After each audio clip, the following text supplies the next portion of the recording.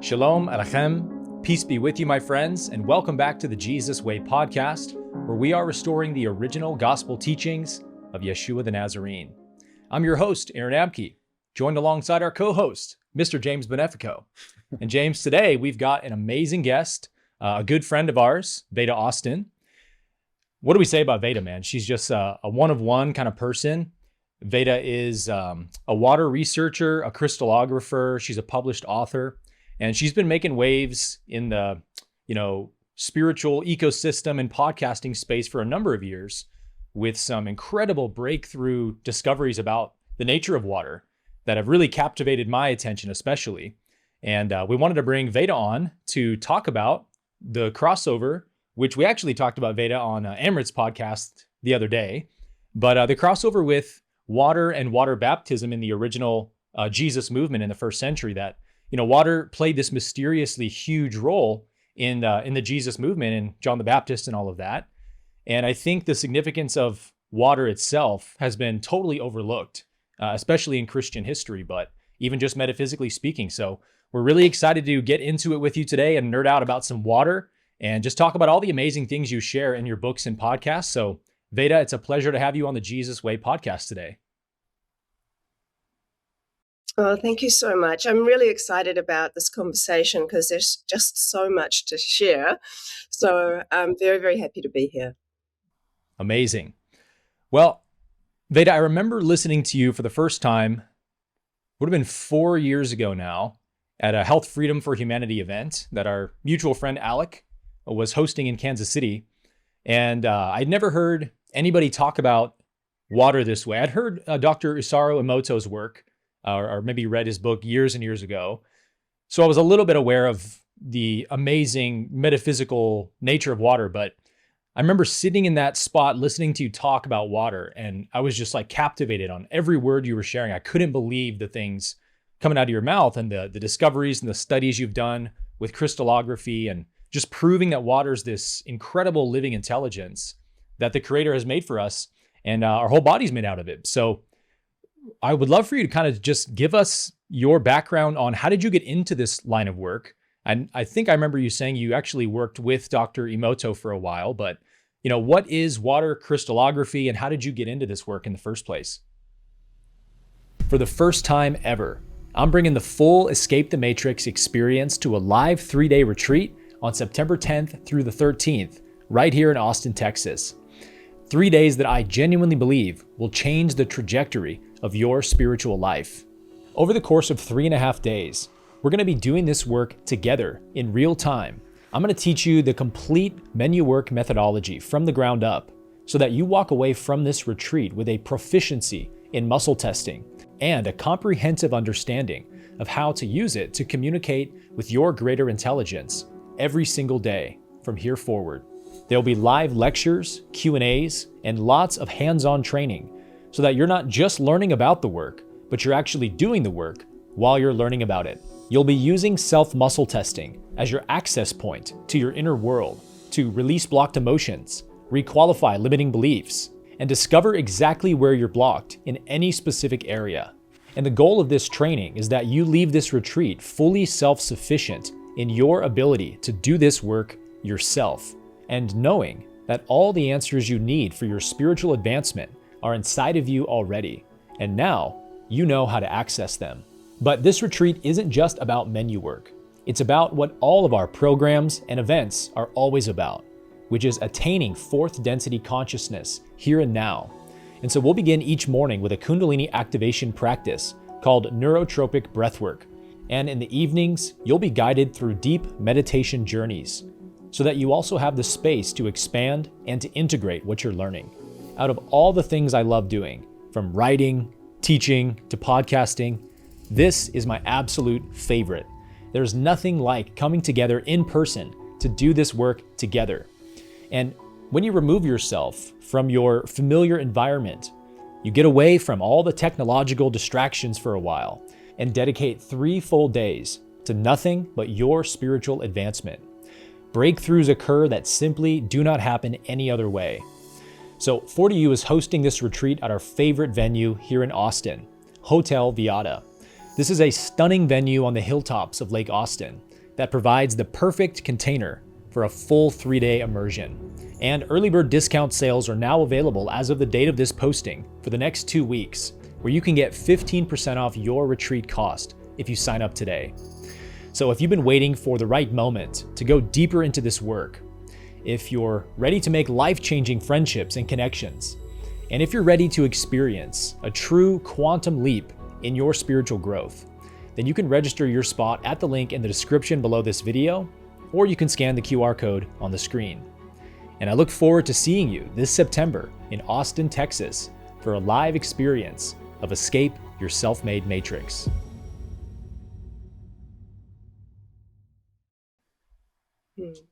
Well, no, I was never with Emoto. I'll just say that. I, of course, know of his work, and Okay. I think you might have heard me talk about some of his work.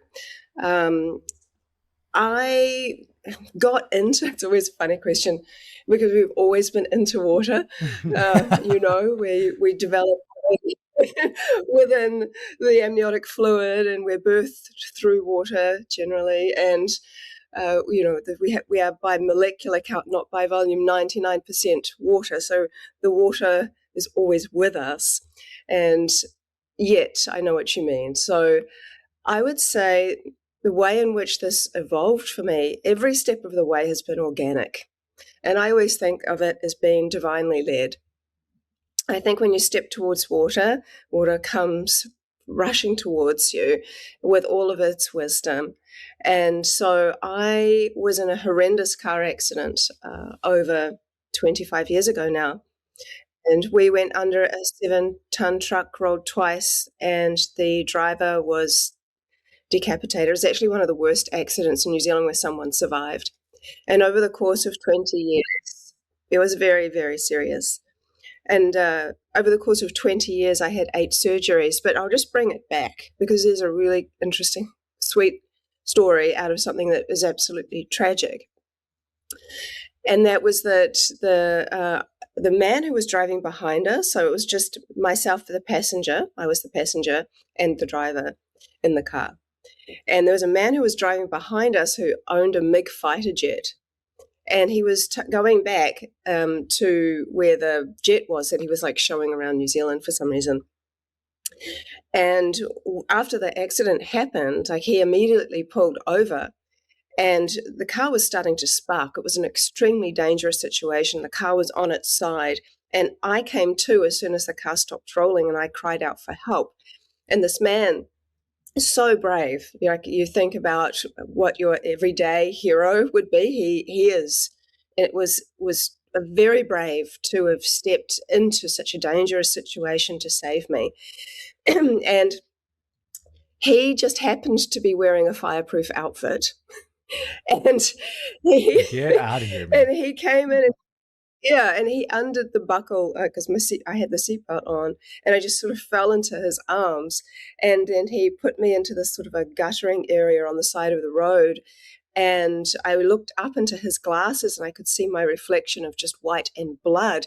And he said I was actually speaking in a different language until I came around and started speaking English. And one of the first things I said to him is, "Do you mind if we talk about God for a minute?" And he said, "Look, it's okay. You're not going to die. You're not going to die." And I said, no, not because I think I'm going to die, but because I know I'm going to live. And over the course of, a long time, I had a lot of surgeries because the seatbelt crushed my internal organs, which left scar tissue on my small bowel and cut my digestive system off eventually as the scar tissue grew.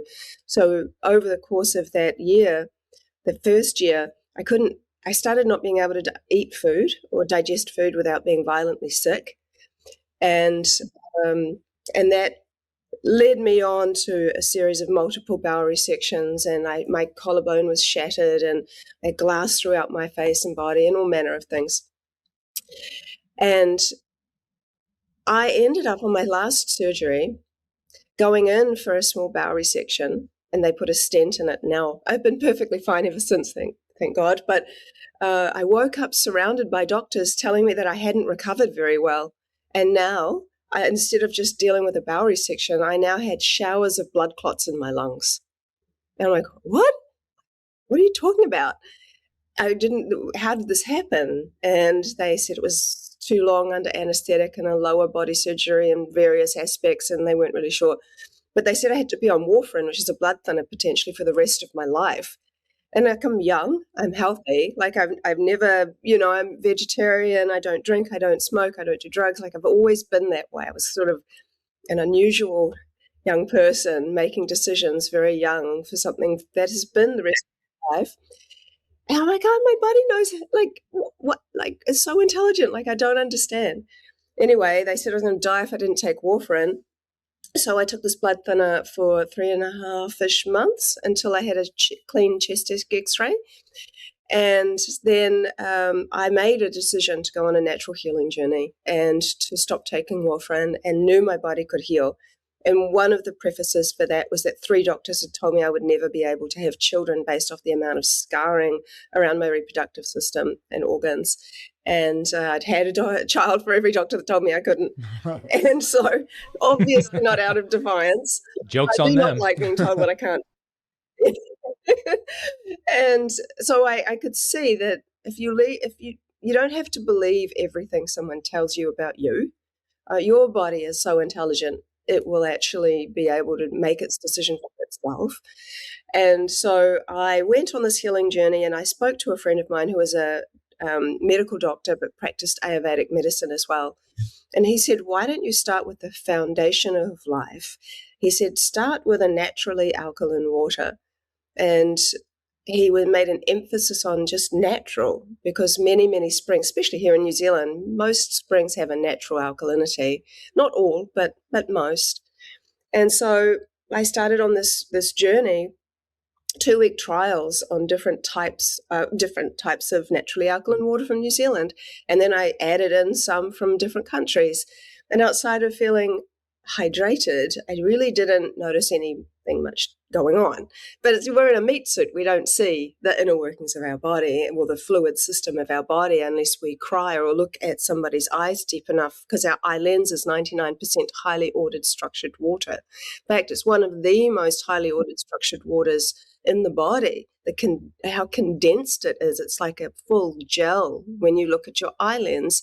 And in some books, like The Water Codes by Dr. Carly Nuday, she says that one of the reasons that we start to lose our eyesight as we age is that our body will pull from the highest source of highly structured water that it has, so that it can keep the body living and as well as it can, as our organs might start to not do so well in some cases. And so in some situations, our eyesight is actually because of the body pulling from the eye lens.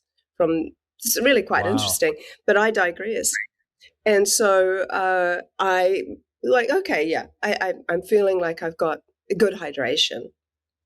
And by this time, I've set up a wellness center. I've always had some gifts of healing. I no longer have it. People always ask me, so I say it up front. And a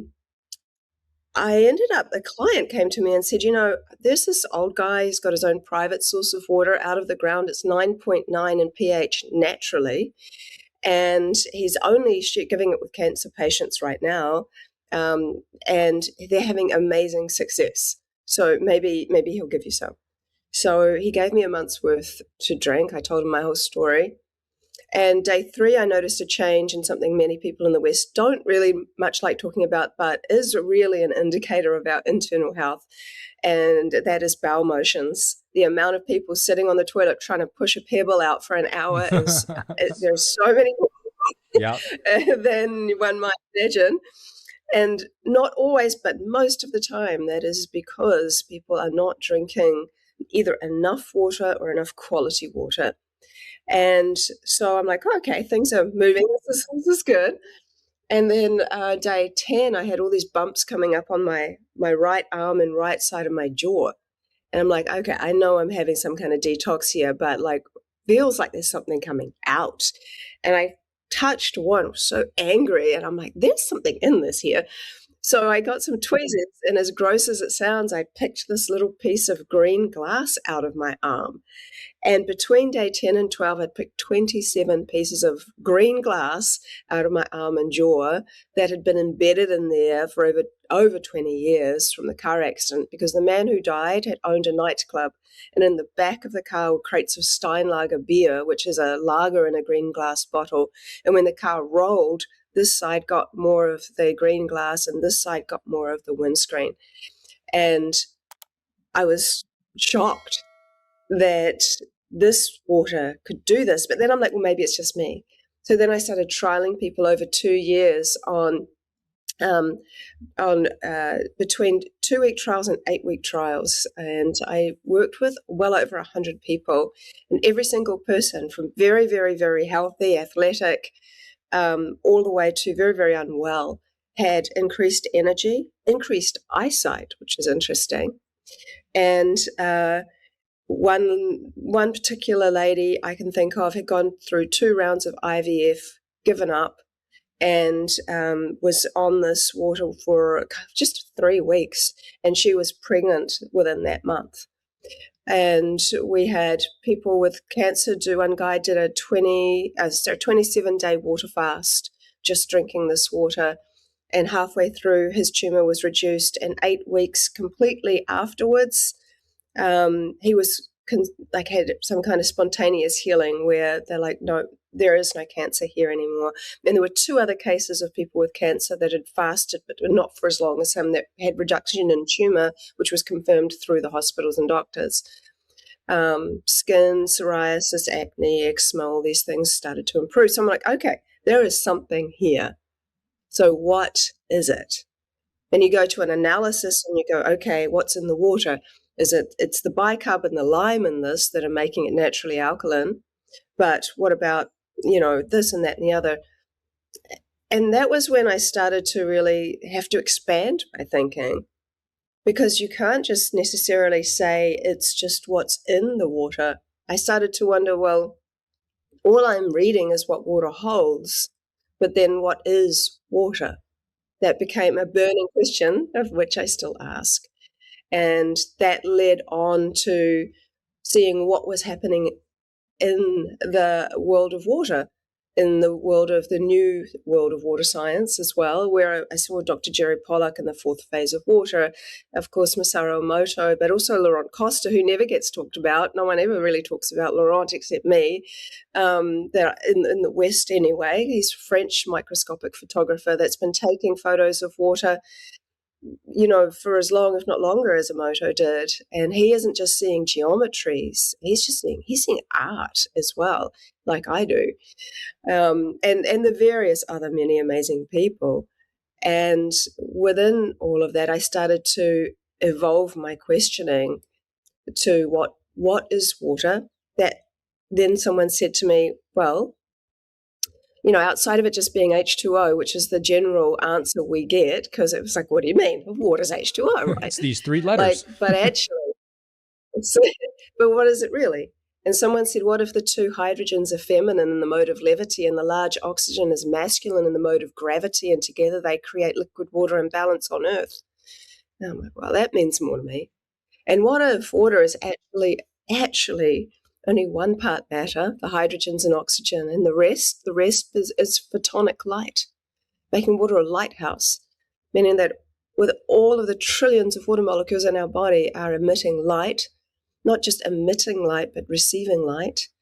And from all the work that I've done, which we can get into, I actually think the way in which water receives information is through light, and the way that it transmits information in the specific stage of freezing that I have is also through light.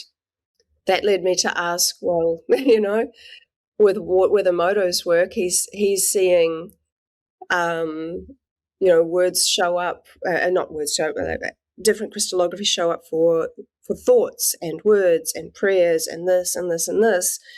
And although the scientific world never embraced him for lack of controls and for cherry-picking the photos that he showed, it doesn't mean that his work didn't have value.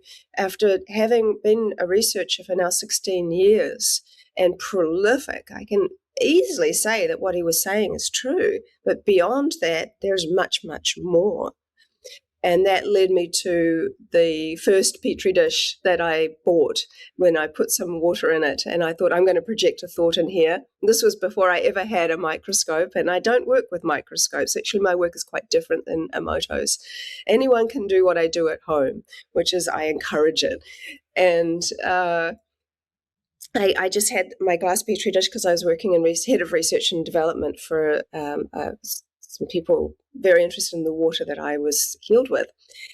And I thought, I'm going to project a thought in here. And it seemed like the most radical thing to do at the time, telepathically transport a thought into this water. It seemed kind of crazy. And so I was thinking, oh God, what am I going to talk about? What am I going to think about, And I noticed this bit of fluff in the water floating around. So I was like, oh my God. So I put my hand out to take out the fluff, and I consciously thought, oh, I wonder if my hand will have any impact on the water's quote unquote memory. And I didn't know if that was real. And I was just curious. And I thought, oh, okay, that thought's going to do. So I just put it into the freezer with the peas and broccoli and everything else. And this was for the first year when I knew no better, and I froze water solid, which I have not done now for 13 years. And yet it still showed me the most incredible image. What I saw in the frozen ice was an undeniable hand, which was like an X-ray of a hand. And it was so undeniable that in a study, like in a study that I did where all these people were given this questionnaire that simply said, what does this look like to you? And it was blind, so they didn't know what they were looking at. They didn't know that it was from me. It was done independent of me. There were 297 people that did the survey, and there were 100% of those people recognized the image of the hand in the ice. 90, and I think there were two other images where 100% of people could recognize the image. That's how clear it was.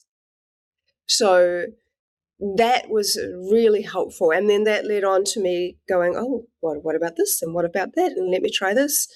And over the course of seeing imagery regularly, I started to become more curious about when it was becoming imagery. And that was when I started to learn more about fourth phase water, the stage between liquid and ice, the stage that's more of a gel or a plasma. And so I started to open my freezer earlier and earlier, and that's where I started to see liquid on top and ice underneath. So I thought, oh, there's something happening under the liquid. So I tipped the liquid away, and I photographed the crystallography, which is actually a fourth phase water. It's pushed all the solids out of itself. It is negatively charged. What's pushed out is positively charged, and it is more gel-like. And so that is essentially my technique. And it only takes about 5 minutes and 30 seconds in my freezer to get to that stage.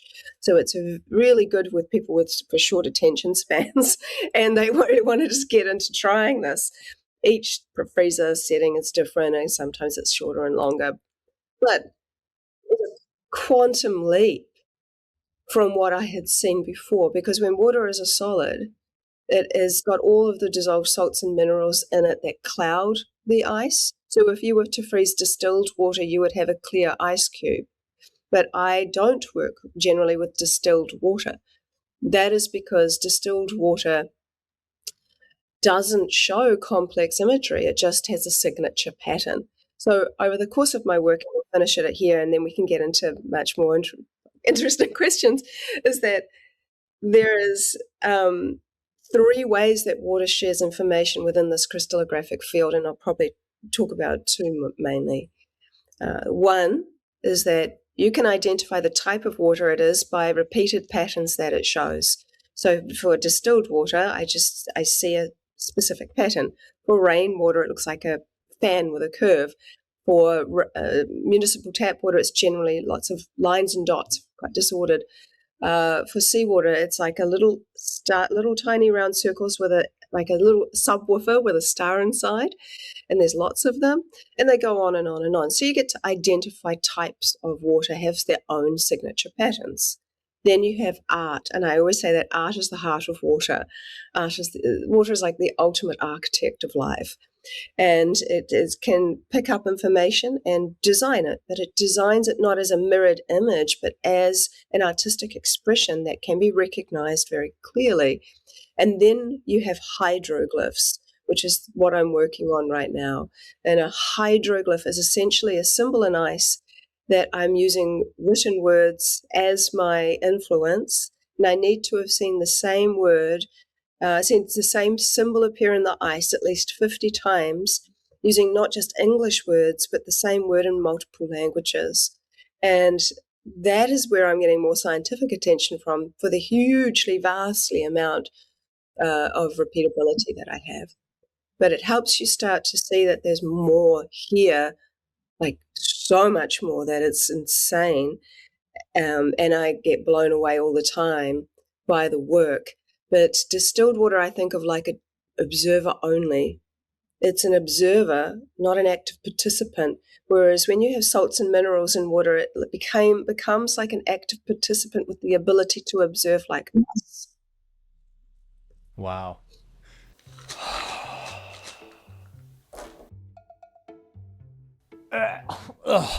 Aaron, what are you doing, bro?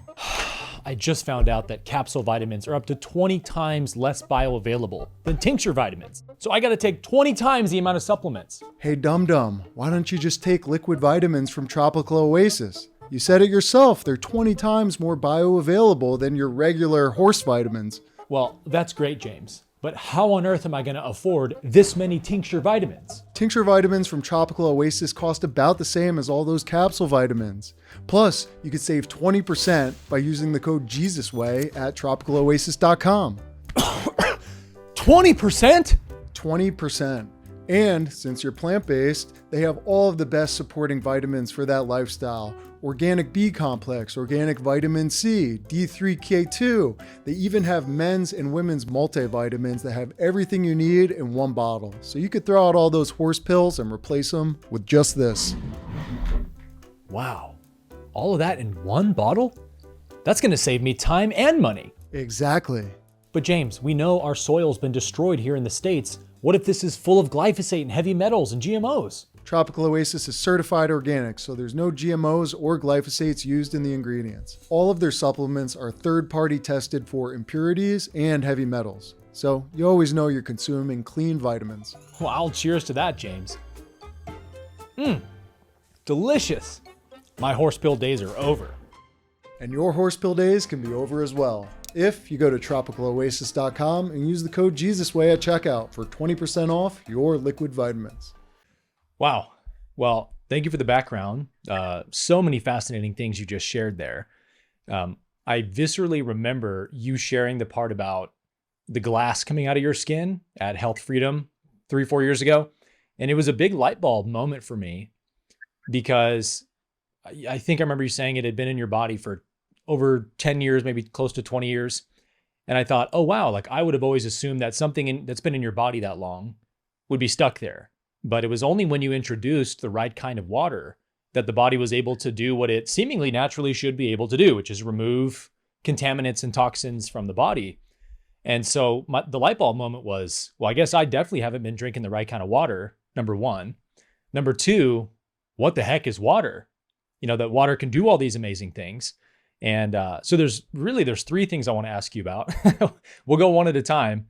I want to ask you about the Essene Gospel of Peace. I want to ask you about some of your water crystallography images, and maybe we can you can talk about some of them and we'll put them on the screen for the audience. But where I want to start is with the question you brought up of what is water. This is just my theory after thinking about this a lot in preparation for this podcast, and I'd love to hear your thoughts.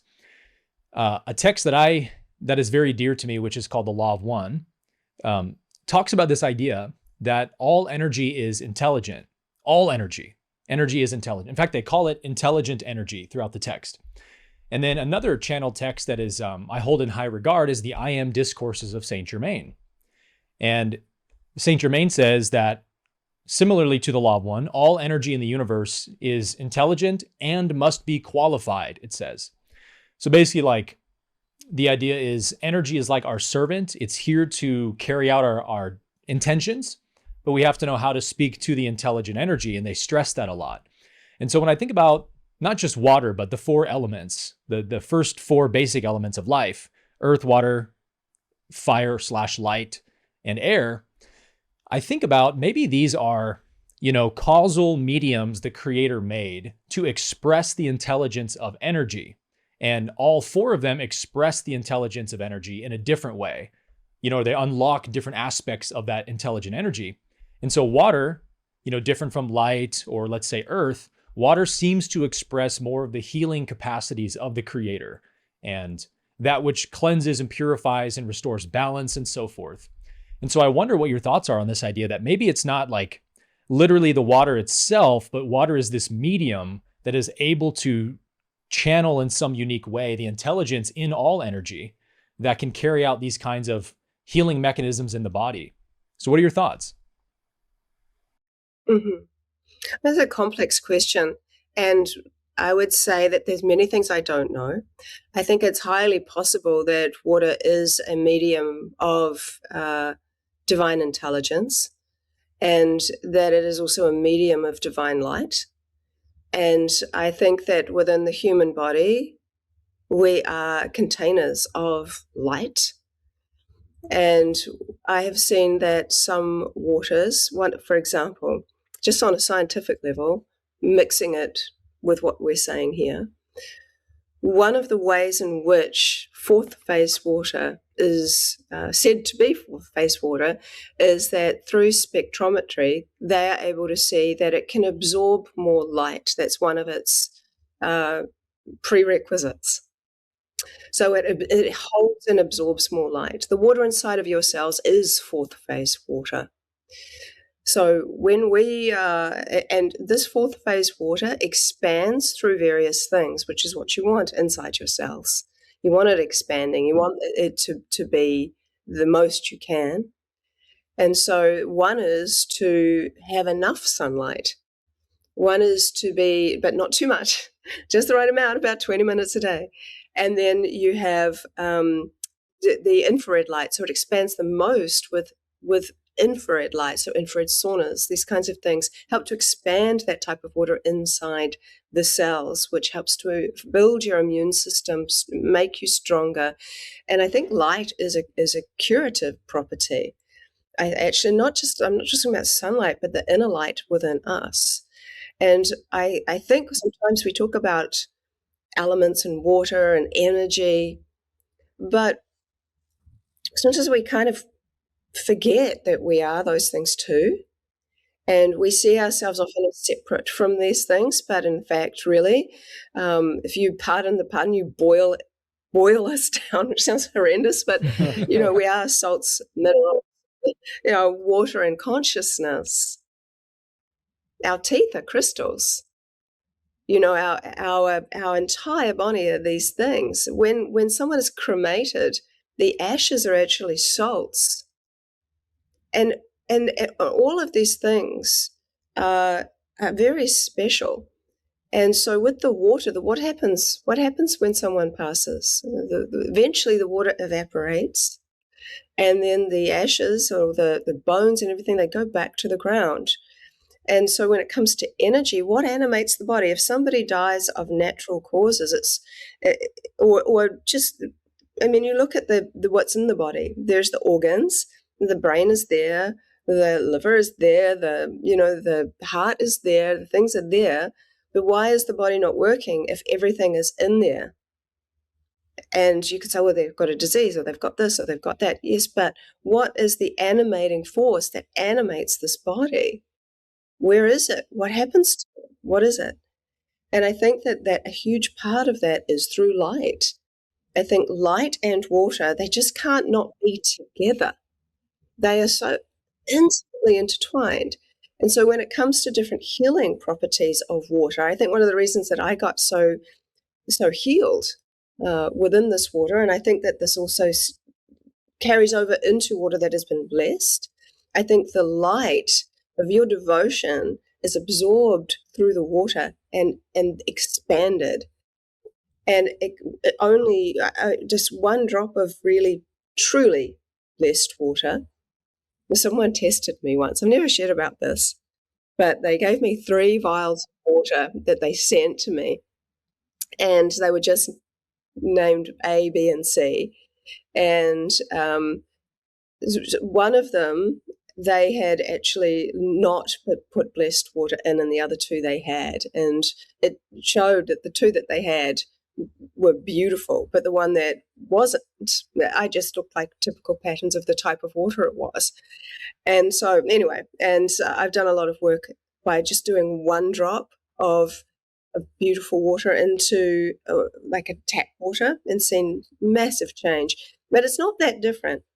With humans, I think we have this ability to bless the water within us. We forget about doing that. It's like, what is the Holy Spirit?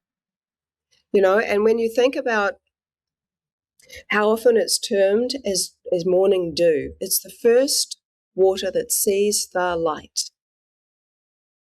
And so what water inside of us sees the light? Probably our eyes.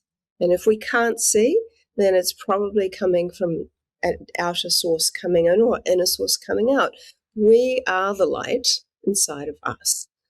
And so through the light is the way to healing not just your physical body, but your mind, your thoughts, your spiritual shield. And so I do feel very much that water is not limited to just 4 states. I think it's got many, many more states, including, some people that I work with that have some gifts say that even thought is a state of water. So if this is all true, then I think actually the healing properties of water come from the fact that the more outer light that we absorb that's healthy for us helps to expand our inner light, and our inner light truly is expanded, and we do physically have inner light. So it's not just a saying. And the inner light is held in the waters of the body. And that actually, the more light we have, the more we can heal ourselves quickly. And I think a lot of people had results because they had more light. I think that water held more light, and it actually just helped people absorb it more and expand it more. And a lot of people started to say they started to have more vivid dreams, or they started to have more of a spiritual awakening. Like spiritual stuff came alongside the healing for people. And I think that those two often go together. No matter which way you want to call it, when there is healing, good, healthy energy in you, it helps you on so many different levels. And I think water is the fire hose of the divine. I love that.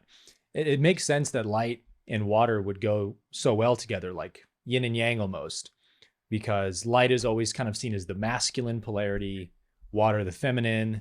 And, all through the Gospels, Yeshua makes many parallels with light and water. If you make your eye single, your whole body will be full of light. What's the other one I'm thinking of with light? I am the light of the world. You are the light of the world. Don't let your light be hidden, but let your light shine. And then there's, I am the living water that man may drink of and never die. So it seems like Yeshua understood the properties, the divine properties of water and light.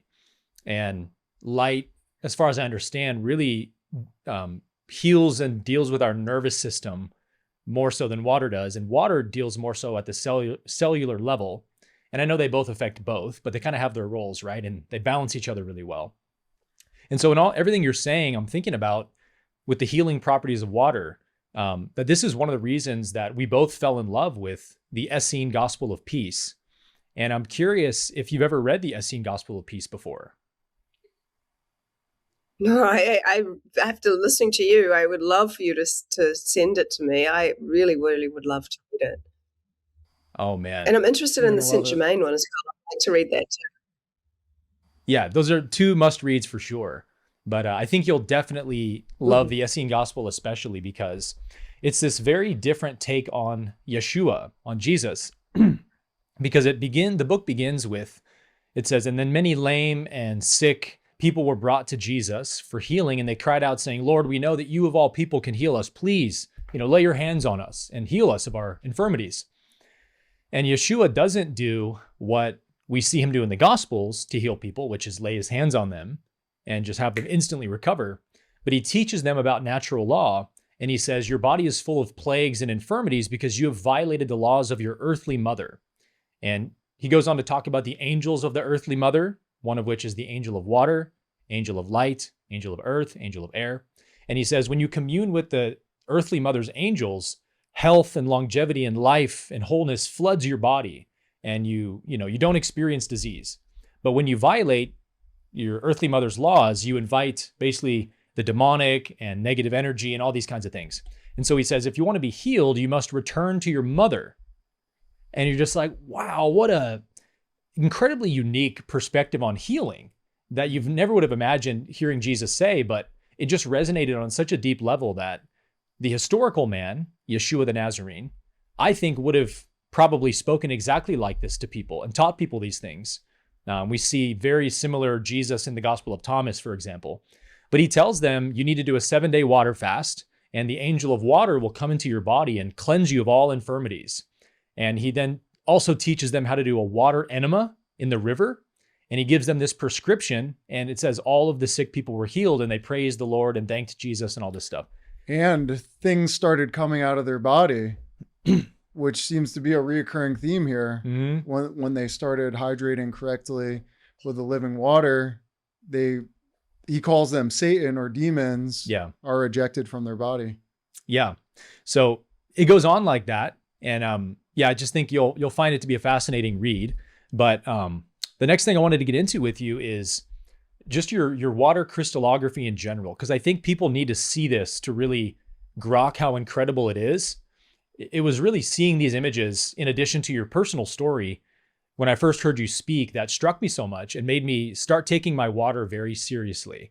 I think I bought a spring aqua, the next week when I got home, because I just didn't know all these different components of water that needs to be negatively charged, the pH, molecular hydrogen, and all these things. And so I noticed a huge improvement in my sleep and energy levels and overall health just from upgrading my water. And so it was all inspired by these incredible images that you talk about, which you've mentioned a few already, but I'd love for you to just go through what you think are some of the top, 3 to 5 kind of most remarkable images you've seen in the water, and what does it kind of mean to you, and what have you gathered from these studies you've done? Mm-hmm. Well, I currently have around about, maybe just close to 200,000 photographs now of water responding in an intelligent way. And I think for people to appreciate it, it's certainly not random. And for people to appreciate you really do need to see them. And I would say that the top ones, it's often the stories with them and the imagery. So they're different things. One of the ones I'll share, just because of today's topic and this particular podcast, and it really still is one of my favorites. It really did blow me away. I do have it here. So I was working with I know which one you're going to bring up. Spoken word of Yeshua. Did you know this one? Yes. And it was a spoken word, and so I just did some crystallography. And actually, this isn't the very first time I did it. The two things happened. The one I'm going to tell you is a separate thing. But the first time I ever said the word, there was this light that happened in the crystallography, as if it had just blown out, like it was just completely whited out. In all of the years of my crystallography, I've never ever seen that happen, because I do my crystallography in the same place every day, and I do it at certain times, so too much doesn't come in. It was just blown out. It was like quite crazy. And then I did it again and kind And of this is started from you saying going the word into like Yeshua? a normal crystal. Yeah, for the very first time to water, for the very first time. Wow. And That's so then, incredible. yeah, I could try and find that picture for you as well. But and then the next one was interesting. So I'm just going to hold it up, and I can send you the photograph. But Yeah, we'll put it on the screen too. It looks like this kind of weird vasey thing, like a vessel. And I'm like, oh yeah, that's kind of cool. And then I started like zooming in on it, and I don't think you can see very well, but We'll zoom in on the picture. in here, there's letters that don't look like English. Yeah. And I ended up just putting it on social media, and I said, look, this kind of looks like writing to me, but I don't know. Does anyone know what it says? And over 1,000 people reached out to me and told me that is Hebrew for Yeshua, which looks like this in a handwritten way. And it blew me away because this is not a language I know. And the fact that it is at the top of right-hand side of the cup is really probably like positioning of where things are really matters as well. Unreal. So, yeah, fascinating. So Veda, that real really quick blew me on away. that. Sorry, we have the lag issue going on. So I've taken 2 Hebrew classes for my master's program, and I was watching your interview with Andre, also a good mutual friend of ours. And you talked about this image in his podcast and showed the image. And I'm talking like the second it came on the screen before you had explained it, I was like, oh, that's Yeshua. Like I could see it right away.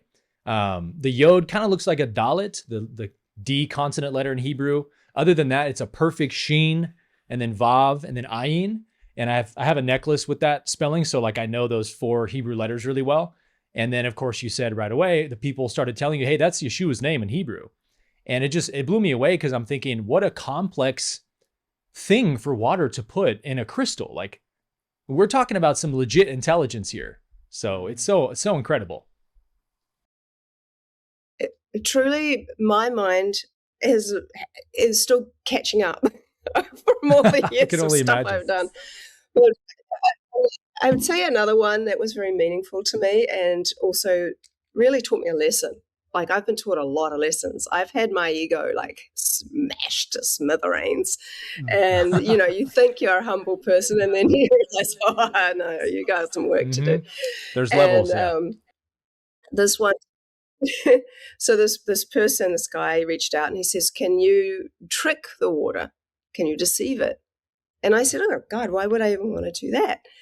And he said, well, he said, if you look at Nikola Tesla and you look at Victor Schauberger's work, for example, geniuses well beyond their time in their field.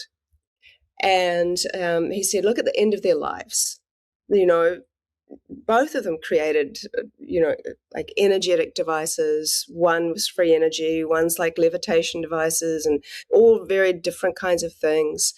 And yet they ended up, their work was taken away and could be used for more nefarious reasons. So it's like fire. It can warm you or it can burn you. So he's like, I want to see if water can be tricked, because in the future, if we can have a future based around technology with water, then I want to know whether that can be used for bad or good, or if there's like a way in which water can just stops working, for example, if it's not of good intent or can show you one way or another. So I was early on in my work, early-ish anyway, and I agreed to do it. He was seemed genuine. And it would not be something I'd normally think of to do. So I got my crystallography, and I'm a very poor liar. I'm not good at it. I don't do it.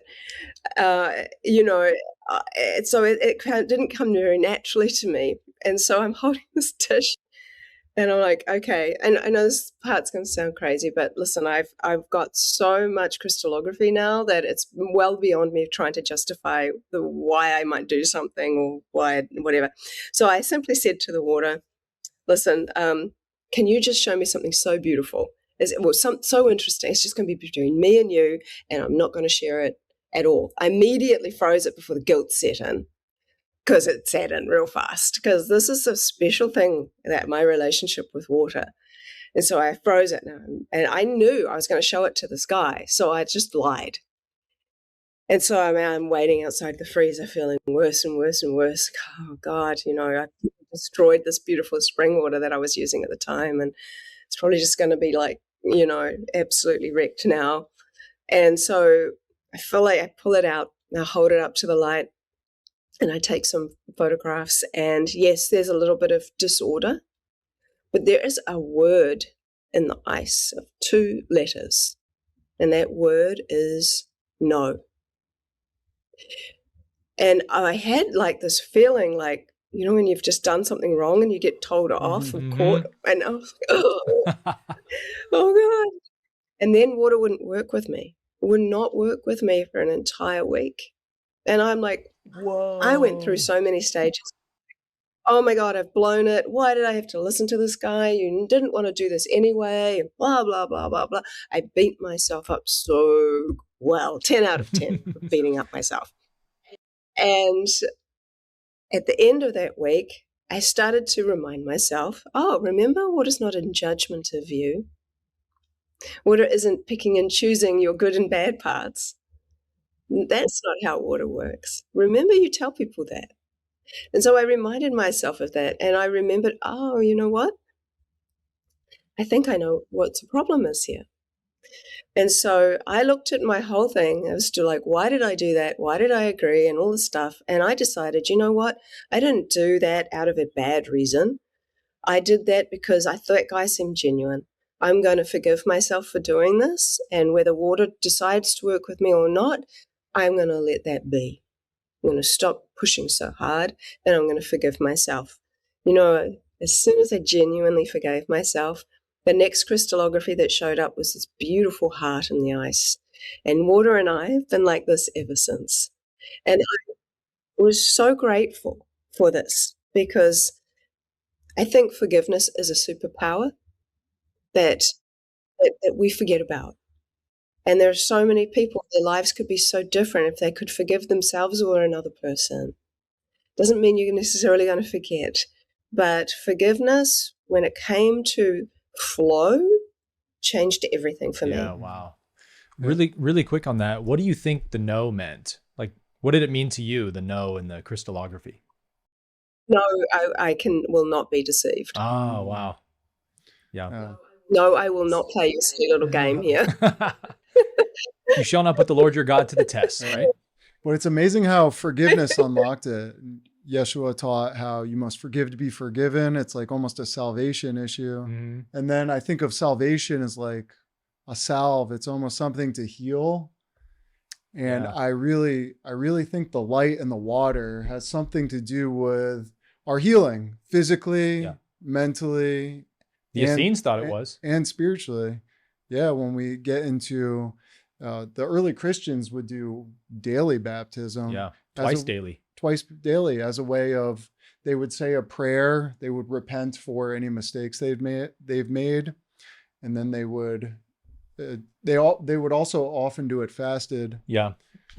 And they believed that this would clear them or purify them of negativity.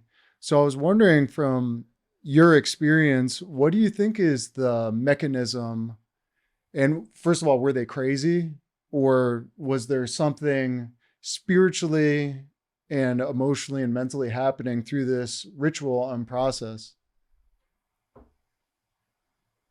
100% not crazy. And I would say that it is something I wish we could bring back, and because I think that this idea of being firstly they had a very clear understanding of what is divine purpose and what is divinity. and how it is that light and water and God all work within each other. So one of the things, when you separate elements, water's in them all, even fire. Hydrogen means hydro, water, Genesis, the creator of water. So even hydrogen has these aspects of water. There is water being within the sun. You just have to Google it to see. So when you start looking at elements, there's water within earth, there's water within air, there's water within water, there's water within fire.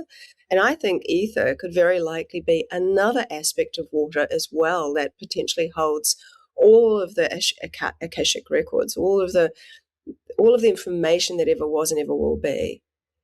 It seems most logical that if anything's going to be held as memories or future, is going to be in another state of water. And so bringing that back anyway, I do think that when it comes to water, there's just, oh my God, I feel like baptism is one of the most holy, sacred things we can do. We are cleansing ourselves. So even in the hydroglyphs that I have, there's a very clear, distinct glyph that I see for cleanse. And it is basically just like a drop. It's shaped like a drop, which is also shaped like a teardrop.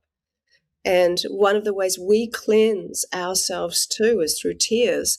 Our eyes, for example, our face is designed in such a perfect way that tears come out of our eyes, they roll around our cheeks and come back towards our mouths because they've been reordered and restructured to help heal or expand our hearts, whether those tears of sadness or tears of joy. Either way, there is an expansion in that. There is a very special quality in tears. And so when you think about baptism, we tend to think about somebody pouring water over us and saying certain words. I don't know exactly how they did it back when they would baptize themselves twice a day. Maybe you guys can give me more insights into that. But I feel like when you recognize the qualitative aspects of water, light, and God, and you see that water holds the impression of all things it's ever known and touched, then it knows you. It knows you. It knows all your secrets. It knows everything there is to know about you and the things you don't even know about you. And it will embrace you and love you and care for you like someone that like a divine parent. So the idea of baptism twice daily or even once daily or 4 times daily, I think that even if it's just the conscious aspect of having the water drip over your head and over your face and over your body, even a shower can be your daily baptism. It just depends where your mind is. Put your mind attached to God and perform your actions in the world. So if your mind is, I'm being showered with the love of God, every time you're showering, you're baptizing yourself in some way. It all depends on how you think and what your thought is connected to, who it's connected to. We could be sitting in church but thinking about something horrendous or something not good, not holy. And so we're just performing an action, but our thought isn't connected to God, perhaps. And then there's people that the reason they're there is because they want to create a sacred, safe place to worship. I think of my body as a church. Then my responsibility is to keep that church clean, to keep more in heaven than hell, because I thought thoughts can make us heaven or hell. They live in us. And to create a daily practice of loving intention. And water helps me with that every day. So I think that, yes, I think that they were right. I think that it does help you prevent dis-ease, not just disease, but dis-ease of the mind, body, and spirit. And that actually it is very simple. Like, how we live our life is often how we think our life. We think this way, then our life tends to go. If you think you can or you think you can't, you're right. And so I think the fact that they had a conscious idea that this is something that will help them became devotional practice. So I think when you're working with water and devotion, like, those go together. Devotion is something that just flows through you, and then tears come out of you. That's like a way you know something is true. Something is true for you. Yeah. When you listen to some music and tears just come up and you get goosebumps when something is like truth bumps. Why are they coming up? That's all because of water, that those things can happen. Water is a reminder of what is true for you. That's why we have holy water at all, because holy water is a water of which divinity and devotion both are together.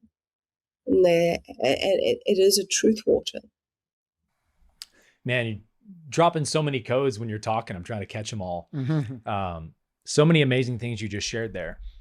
We talked about this on Amrit's podcast briefly, that Jesus said, unless, verily I tell you the truth, unless you are born of water and spirit, you cannot enter the kingdom of God. And going back to the Essenes, which we talk a lot about on this podcast, that we believe Jesus and the entire Jesus movement emerged from the Essene type of Judaism, really unequivocally. And so when you look at the history of the Essenes, there's these kind of 4 phases, ironically, I guess, that they moved through. They were known first as the Essenes. Josephus says there was 2 orders of Essenes by the 1st century. And other church fathers show that that was the Nazarenes and the Essenes. And then the Nazarenes, of course, Yeshua emerges from the Nazarenes. And then a church father named, I want to say it's either Hippolytus or Epiphanius, but I think it's Epiphanius. He describes the exact order of the Essene lineage, of how they kind of changed their names across the centuries as they were being persecuted and fleeing to different regions in the Transjordan. And he says they went from Essenes to then being called Nazarenes, and then they were called Elkushites, and then Ebionites. And that's kind of the progression. And so with the Essene Gospel of Peace, one of the big criticisms of it is that the translator, Edmund Bordeaux-Zeckley, never produced a manuscript of the Essene Gospel, because he was working in the Vatican in the early 1920s, right out of high school. And he was working for the Monsignor over the Vatican archives. And he developed a really close relationship with his Monsignor, and they were both really big fans of St. Francis of Assisi. And so the Monsignor gave him the key to one of the archives and said, hey, go and look for, you have a passion for this, go ahead and look for some St. Francis manuscripts or whatever. And so he goes in and he's digging around these archives for weeks, and he comes across this Hebrew Aramaic manuscript, which he says was the Essene Gospel of Peace. And he asks his Monsignor if I can translate this into English so the world can read it. Actually, it was translated into French first and then English. But in any case, his Monsignor said, yeah, you can translate it, but it can't ever leave the Vatican. That's the one rule, is all documents stay here forever. So that's why he wasn't able to produce a manuscript. But there's been some really interesting scholarship done on it by a number of scholars now, Dr. Eisenman being one of them, that are showing that this reads like a 1st century Hebrew text. And one of the biggest signs we found is that Hippolytus, early 3rd century church father, who's writing against the Essene Christians, it's a polemic against them, but he's talking about the Elkushites, and he says verbatim exactly what the Essene Gospel of Peace describes of how the Essenes communed with the angels of the earthly mother, angels of water, earth, light, and air. And he's kind of mocking them, and he's like, oh, they prayed to the angels of fat and oil and salt and stuff like that. But he specifically says, Veda, that they perform specific incantations before they commune with the angels, like the angel of water, and before they do their baptisms. And so you asked about baptism in the Essene tradition, and I pulled up a text called the Didache, which is a 1st century Nazarene liturgy text. It's the earliest Christian record we have of the Jewish Christian lineage. And it describes that the way they would do it is they would pray a certain prayer, blessing in the name of the Father, Son, and Holy Spirit. They would sprinkle water over the baptize's head 3 times, once for the Father, Son, Holy Spirit. And then they would baptize them in the water. And the specific thing they say is it has to be in living water. It can't be in stagnant water, which I think is interesting. And so El Cushites, which is this Essene group, means basically those who are from the Garden of Eden, because Cush was kind of the original, I think, Aramaic name for Eden. And so they named themselves the El Cushites, basically trying to say, we're trying to get back to the original way of the Garden of Eden, where it was a plant-based diet. Man would commune with the angels every day, baptizing in the river twice a day. And they were trying to reestablish God's kingdom by living it out. And this is what the Essenes did. So I'm curious what your thoughts are on this idea of, first of all, the living water, and then it also stresses cold water. It says you should baptize in cold water, not warm water. What do you think is the significance, maybe, just to speculate, of why it would be living and cold water? And does water have some kind of unique property under those 2 conditions? Mm-hmm. Well, living water is something that most of us have all heard of. That it is, when you look at through a crystallographic lens, which I can talk about the most, is that I actually have a symbol for living in the crystallography.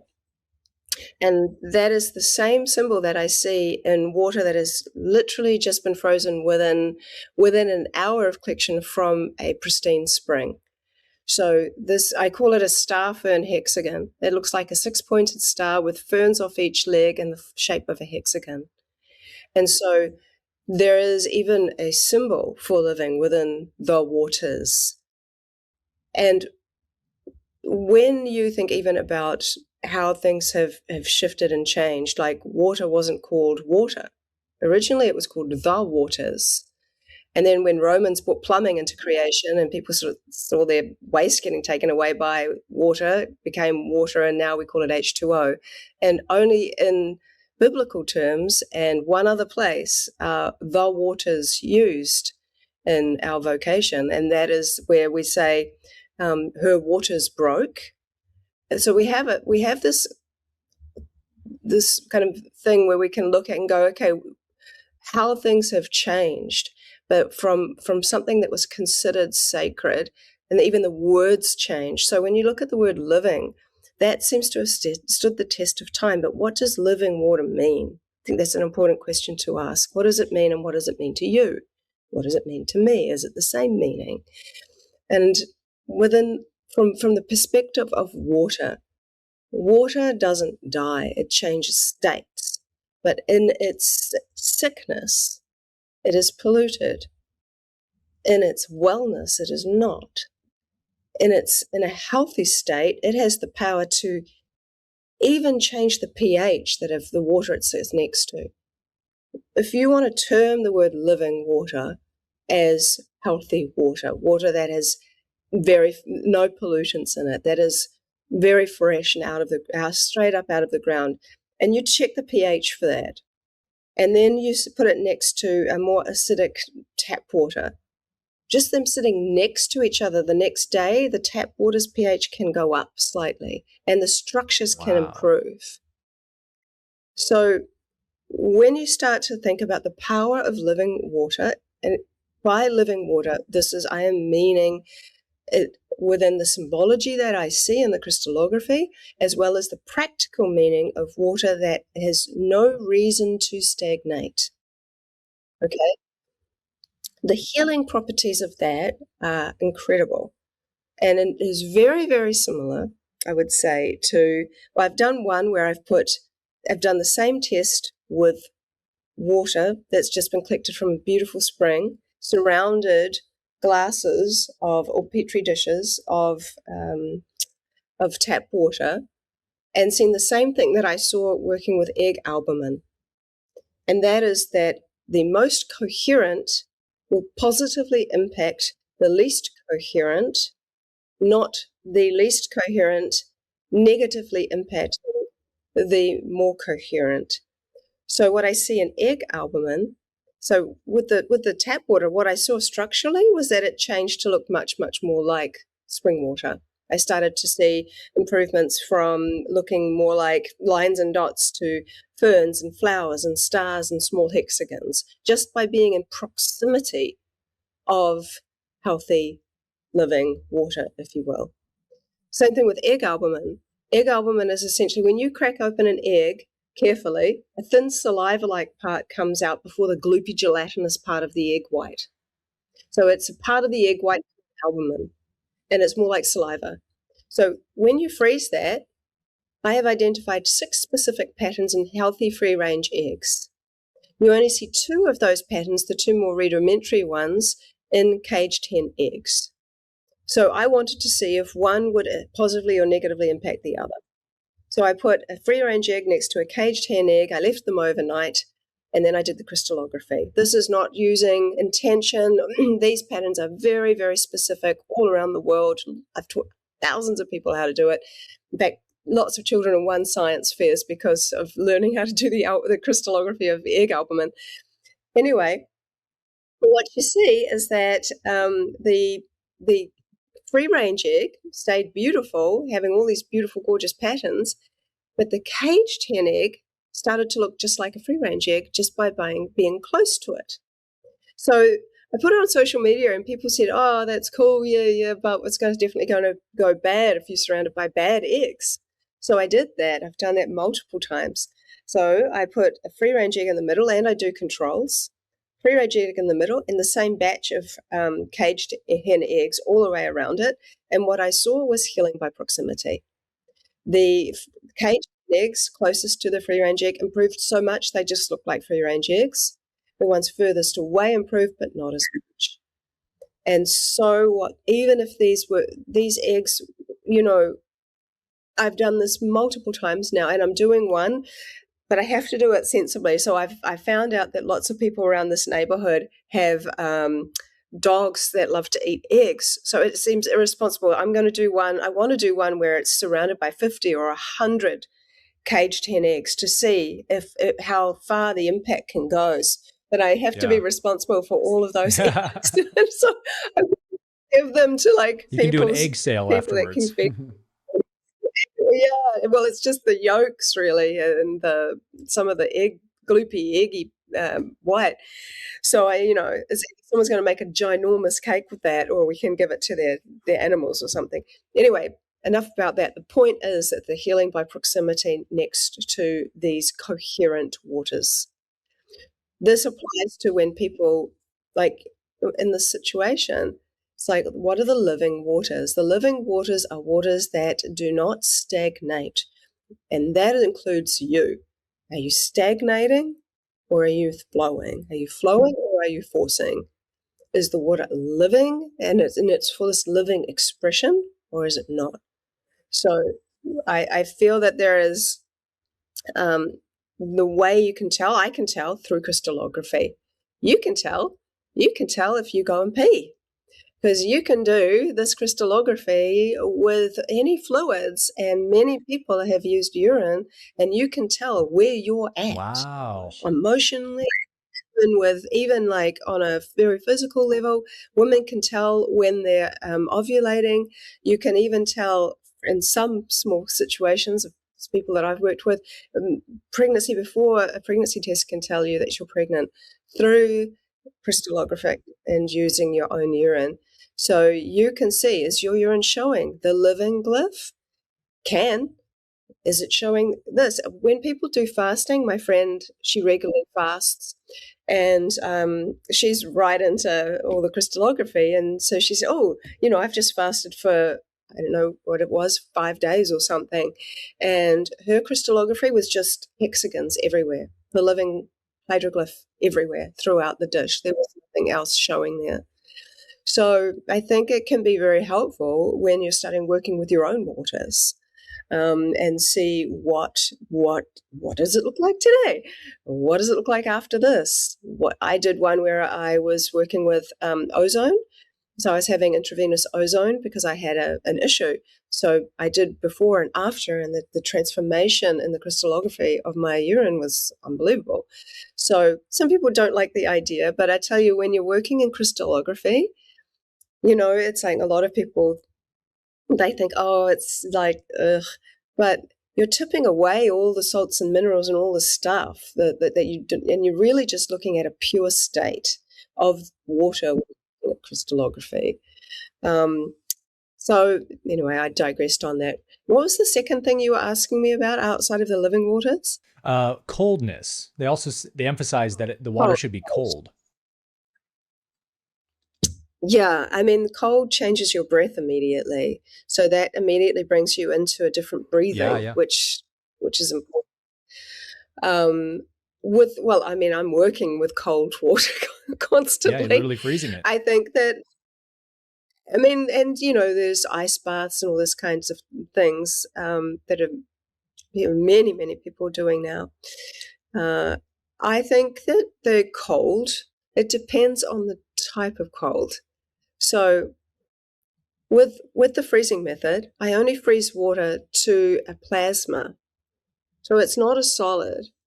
I think of them, and I think that that's something important. It's like there's probably quite different between hopping into like an ice chamber compared to being in a cold water as a liquid.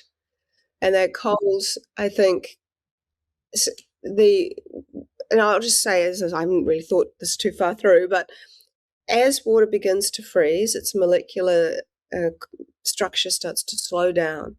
It's in kind of what could be called as either molecular chaos. I think of it more as molecular excitement, as a liquid.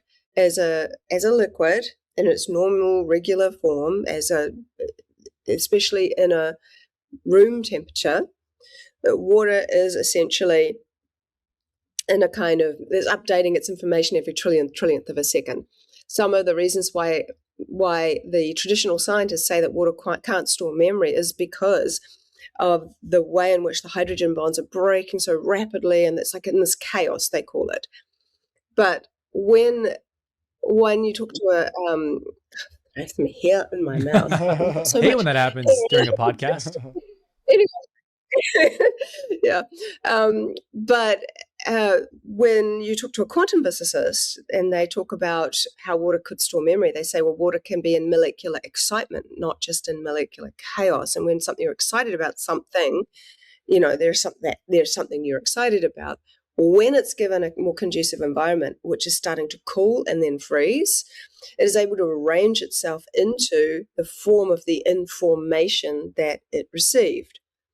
So when you're in cold water is starting on the very beginning stages of transforming into a crystal. It is starting to slow down. It's able to receive information and share information. It's on the borderline of chaos, if you will, or excitement, and information revealing information. It's where the unseen becomes seen. It's in the middle of that place, between where the unseen and what can be seen can start to converge.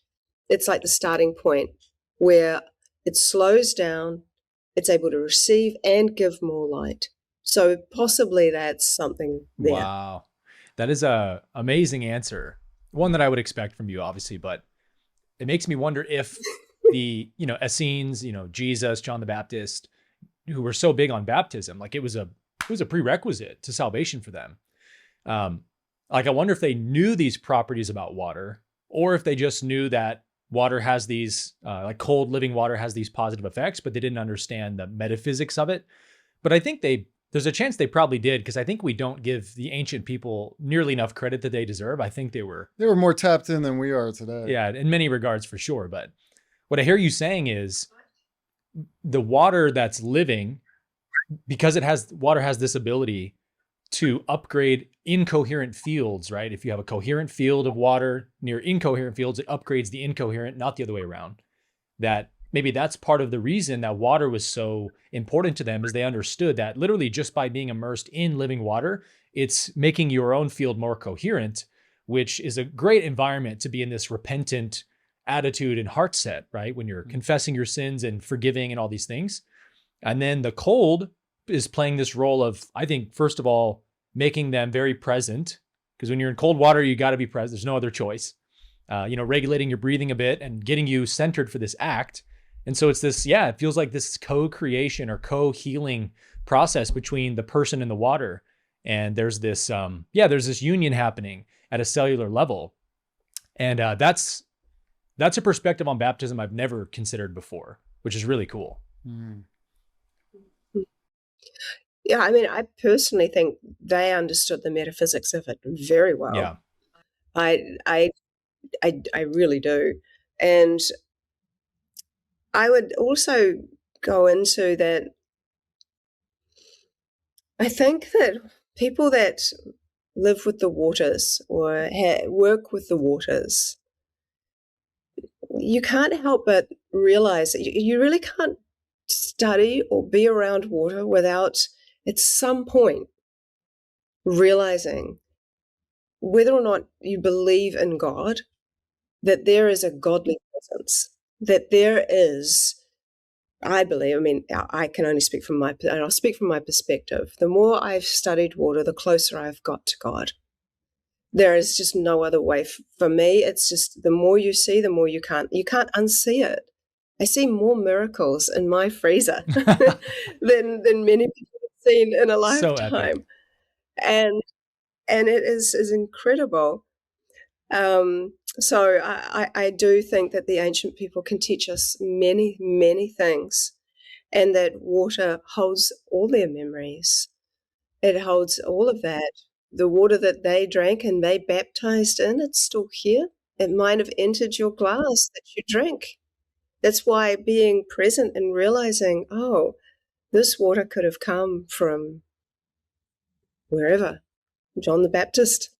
And then you think about the significance of, like my father's a fisherman.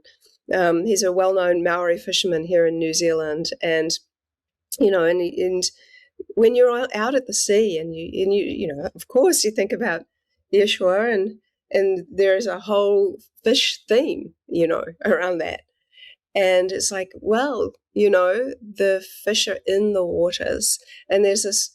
It's a real massive digression, but in Batman and Aquaman are having a conversation in one of the movies, and Batman's like trying to like tease him and go, I hear you speak to fish, and he's like, no, something along the lines of, I don't speak to fish, I speak to the water, and the water speaks to the fish.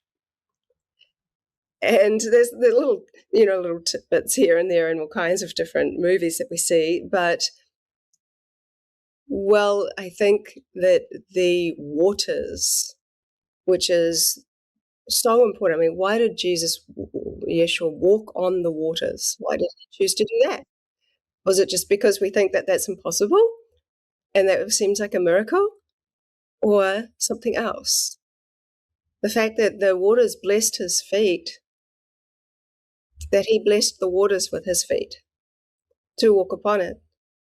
There are so many aspects when you start to really dive into, pardon the pun, the waters and light. Those, like I said, they go together.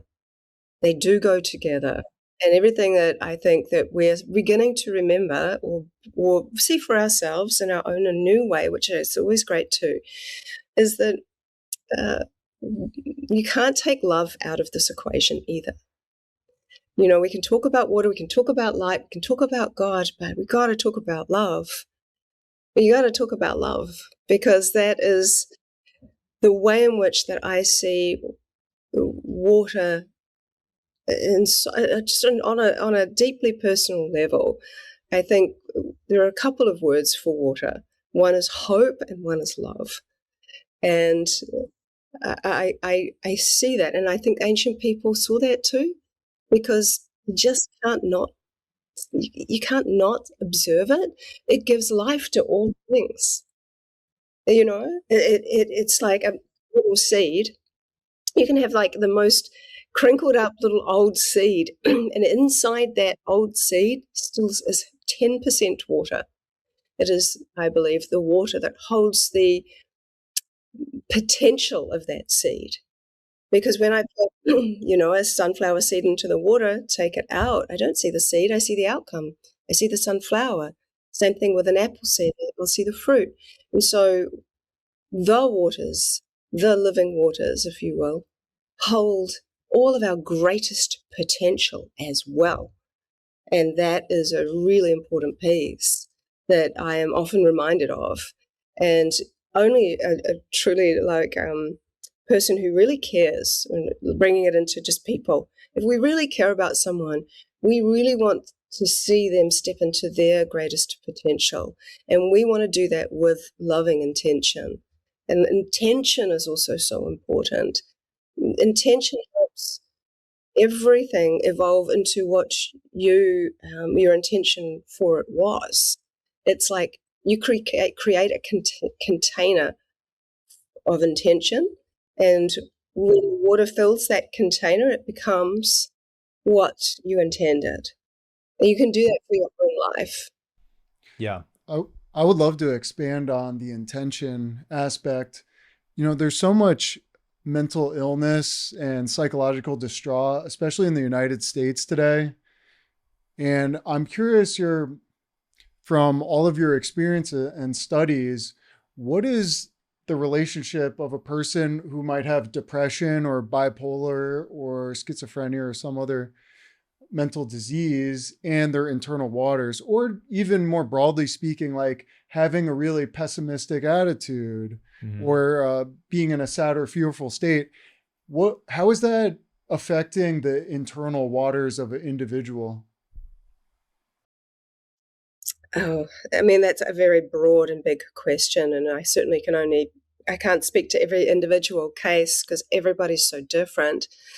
But I would say I can only speak from my experience. So when I had the wellness center and I was working with this unique water, there were a number of people that came to me that had depression. One lady had bipolar, and there was another person that had 3 personalities. So, I mean, this is going over a long period of time of kind of seeing a lot of different people. But within this, when they started to drink, I said, well, I can give you some healing on an energy level through me to you, but try the water as well. And I'll talk specifically for depression because I saw more than one person with depression. It was incredible how quickly their depression started to lift. It is possible, and I'm not claiming this to be true because I don't know 100%, but my feeling is, after seeing it several times, depression can possibly be improved or even, I don't know, it's a big claim to say prevented, but I think it relates somewhat to hydration. And that the more highly and properly hydrated you are, the more easily you're able to overcome things. So what was happening with those people was that through depression, they were leaning towards comfort food and comfort drinks, so to speak, high sugar, not healthy, this and that, or whatever. And in their case, maybe it was just drinking water that made a difference. But there was a couple of people that were already super healthy but genuinely depressed. Some terrible things had happened in their lives. But by drinking this particular type of water, even they started to notice a change in their mood and started to feel more positive.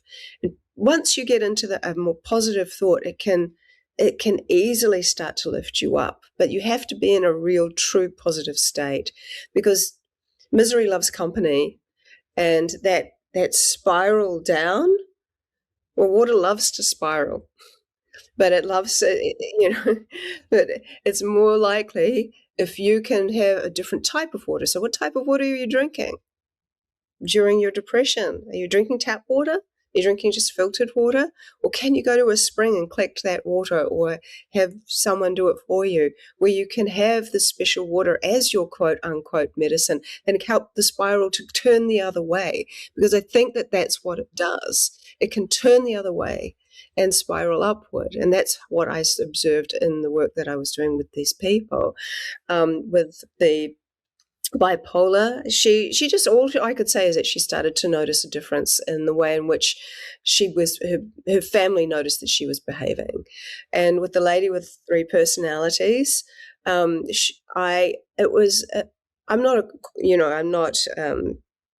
she came to me and she wanted to share with me, and I saw those 3 personalities come out in her, and she couldn't hold them in. It was very difficult for her, and she was aware of them. She came to me because she said, I just really wish that I could become one person. And I'm like, I genuinely don't know how I can help you with this, but I'm here. I'm going to help you however I can. I can offer you this water. I can offer you my guidance in whatever way. I'm here to listen. I'm not a therapist in this particular area. So but I can help you as a friend to the best of my ability. And I just mainly hold space for her. And sometimes holding space creates a space where people can become more coherent.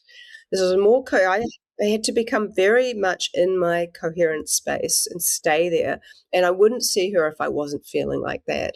And I found, and she found, that she would, especially on the last day she saw me, and then she went to go to England. I only spoke with one person, and that one person was able to tell me that she was starting to become stronger in herself, and that she was the strongest of the other 2. So, and that because of coming to see me, that's what she said. I don't claim to have done anything much, though she did all the work. That she said she started to feel that one person was the most dominant personality now. So that was the one that she wanted as well, the most her of her, she said. Wow. Amazing. So cool. Just the other day, I was feeling a bit depressed and really tired, and I was like, oh, I'm dehydrated, and drank a bunch of water. And it really was like a light came on in my consciousness. I started feeling optimistic and happy and energized. Yeah. And it really seems like there's an epidemic of either unhealthy water or people under consuming water or having some kind of negative relationship with the internal waters. Yeah. I actually was going to get into that very topic as we kind of round third base here, Veda. I want to get your take on the way that water has been used systemically in our world to create illness and disease as a carrying medium for some nefarious intentions. And I'm not asking you to get conspiratorial or red pilly or whatever, but it is a practical, undeniable fact that our water supply has been highly poisoned and contaminated. If you're drinking tap water from your sink, it's not going to make you healthy. It's not going to heal you because it's been totally distorted from its natural conditions. And I'm curious, Veda, if you've ever heard of Carl Jung's favorite story about the healing pools of water. Have you heard that before? No, I mean, I know who he is, but I haven't heard the story. Okay. It goes something like this. There's a healing pool of water. Let's say the pool of Bethesda from the New Testament, right? In the Bible, in the New Testament, it says that people would wait around this water and they would jump in when it would get stirred because an angel's stirring the water, and they jump in and get healed. But it was only the first person who jumps in that gets healed. Now, this is one legend of countless legends across. If you study this, it's pretty amazing. There are countless legends of healing pools of water or areas of water that people go to where like miraculous things happen, healing events happen. There was one I was reading about, Catholics are seeing Jesus in the water and the Virgin Mary and getting healed and all this crazy stuff. And so the story goes that there was this healing pool of water and people would come to it and bathe in it and they would be healed of their diseases and connect with God. And quickly the, city authorities figured out what's going on here and they commoditized it. They, ringed it in with fences and they decided who can come in and who cannot come in, what the price is for admission, different laws about what happens if you go in without our permission. And they totally used this space for profit. And so the water said, you're not going to do that to me. You're not going to use me for profit. and it withdrew its healing powers from that pool and it appeared somewhere else. And then after a few weeks and months of the same phenomenon, the same thing happened. The authorities figure out, hey, all these people are going to this healing pool. We can make money off of it. Same thing. They build a fence around it. They start charging. And the water again withdraws and says, nope, you're not going to use me for profit. And it goes somewhere else. And this has been happening for thousands of years. And it's happening right now. And the water just faithfully withdraws itself every time it's used as a commodity. And it goes somewhere else to help the healing of the nations, right? And so I bring that up because it sparks the thought about what, again, the authorities in our world have done to water. And I remember looking this up, and it probably was after I heard you talk at Health Freedom years ago. I think you might have talked about different websites you can go to, like, I want to say like ewg.org or something like that, where you can look up with your zip code exactly how many heavy metals and toxins are in your water. And I lived in Georgetown here in Texas at the time. I looked at my zip code and my jaw just hit the floor. It was like, I think there was like 72 types of toxic heavy metals and materials in the water in our city, and up to 200 to 500 times over the, unsafe amount. And it's like, oh, I mean, this is just, they might as well just be putting cyanide in our water. Like, this is straight up poison. And, we are in America at least, we are the sickest, fattest, unhealthiest nation ever. I'm sure that New Zealand has its problems politically, but it's probably not nearly as corrupt as the US, I would bet. So maybe your water's cleaner than ours, but we depend on water to live. And they know that that's maybe one of the best ways to, contaminate the health of the population. So yeah, just curious, like, what thoughts you have about this systemic, what they've done to the water on our planet systemically, and why.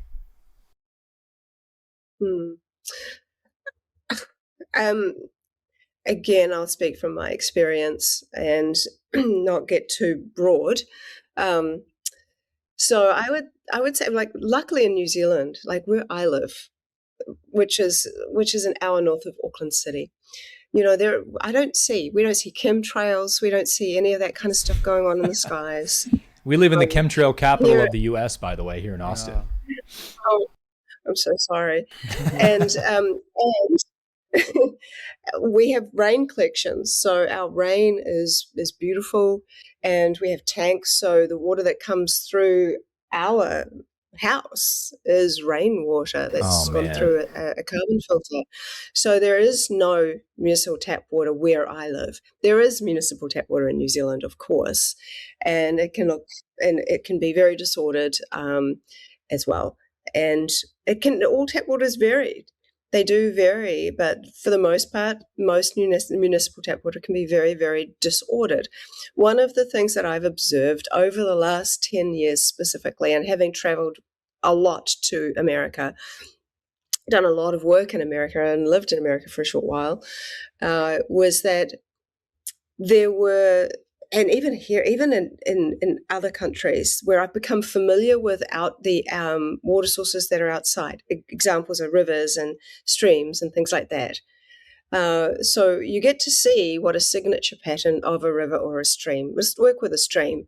The stream tends to have flower-like patterns with little ferns and can be very delicate, very pretty, crystallographically. What I have seen, even in these stream sources and like open sourced waters, is now we're seeing the chemical hydroglyph showing up. And the chemical hydroglyph shows up for the word chemical, but I also see it now in water with chemicals in it. It's almost like it's just a symbol. Say, yes, there's chemicals in here. Now, there can be good and bad chemicals. We have lots of chemicals inside the human body, which are not necessarily bad at all. They help us feel good, chemicals and things like this. But as far as open sourced waters, whenever I see this thing that looks exactly like a syringe, I'm like, oh, that's interesting. We never used to see that. I never used to see that in there. And now I am. Water also knows when it's been bought. If you pardon the way that I speak about water, I know that might sound a little bit woo-woo, but it's okay.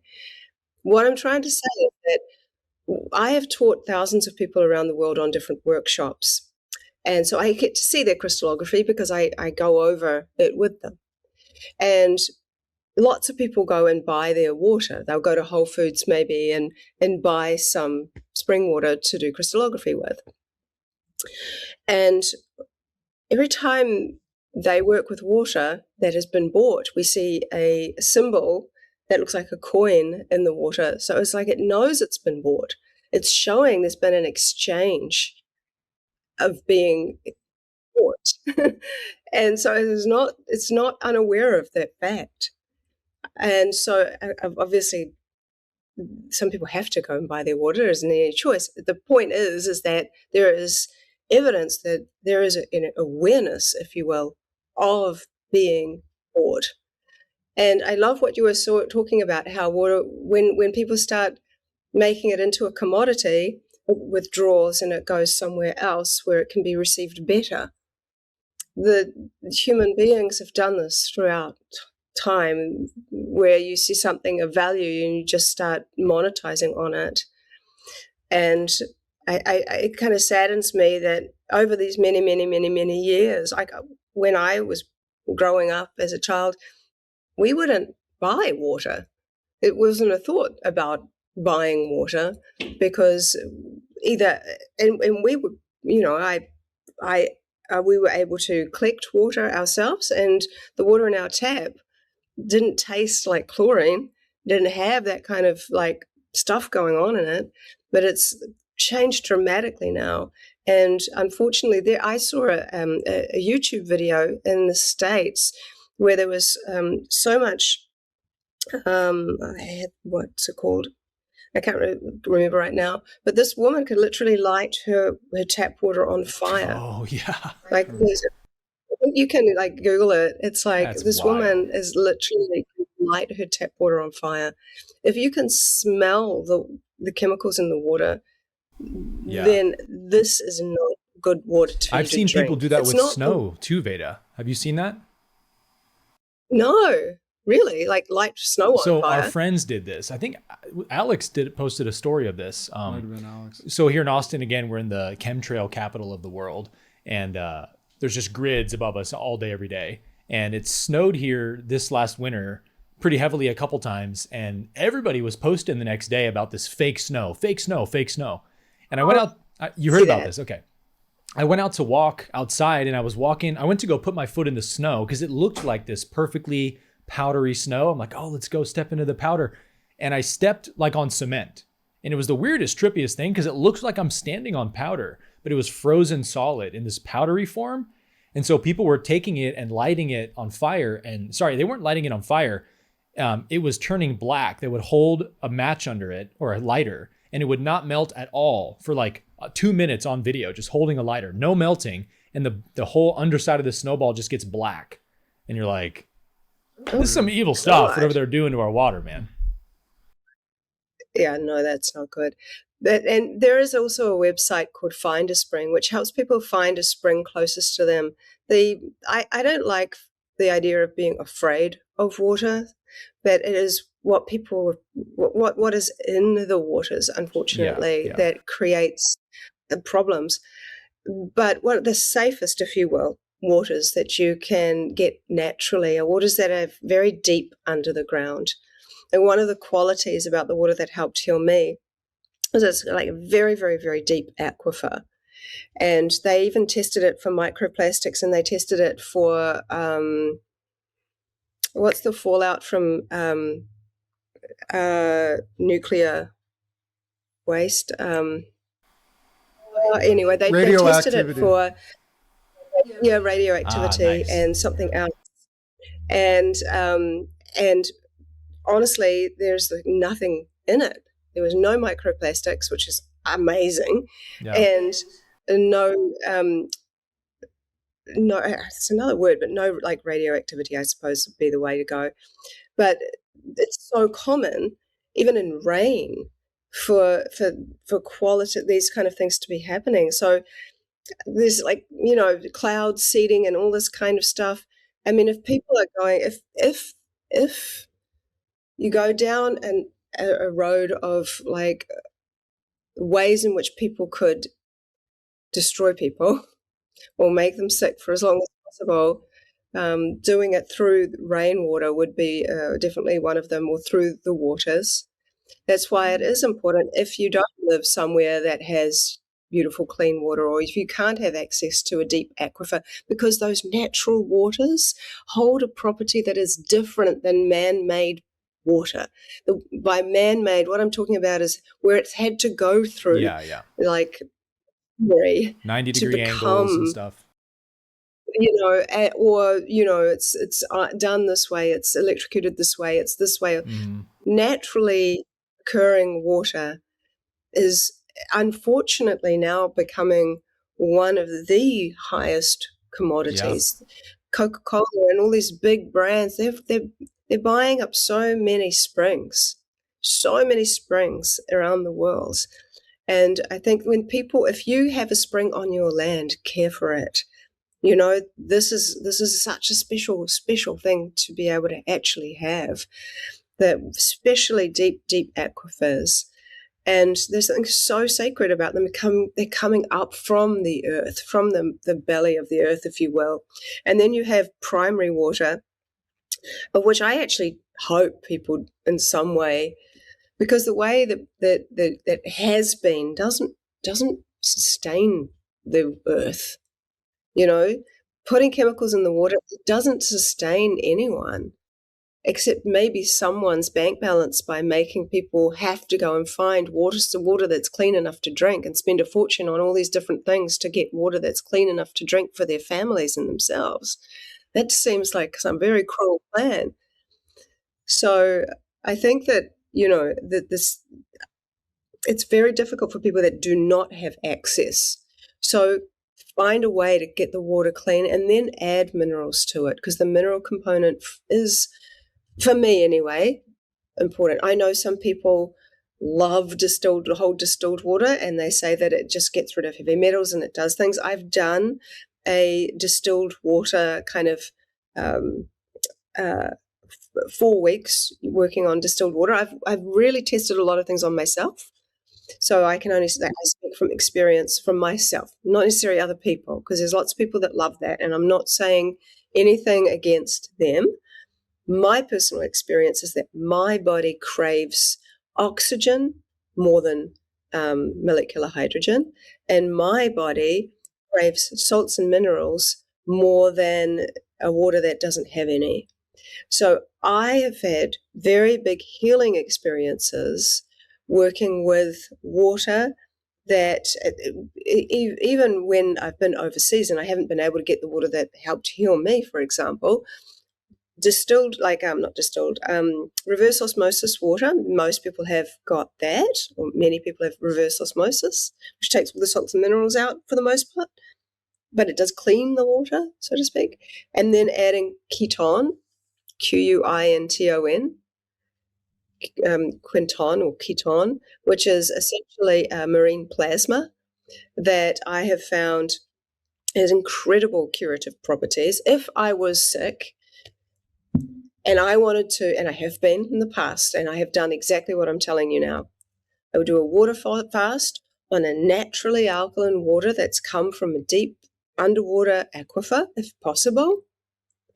I would also add to that having these little glass vials of keton twice a day in an isotonic form rather than a hypertonic form. So it's mixed with pure water. It's not like the purest one. I actually found I had better results with the hypertonic keton.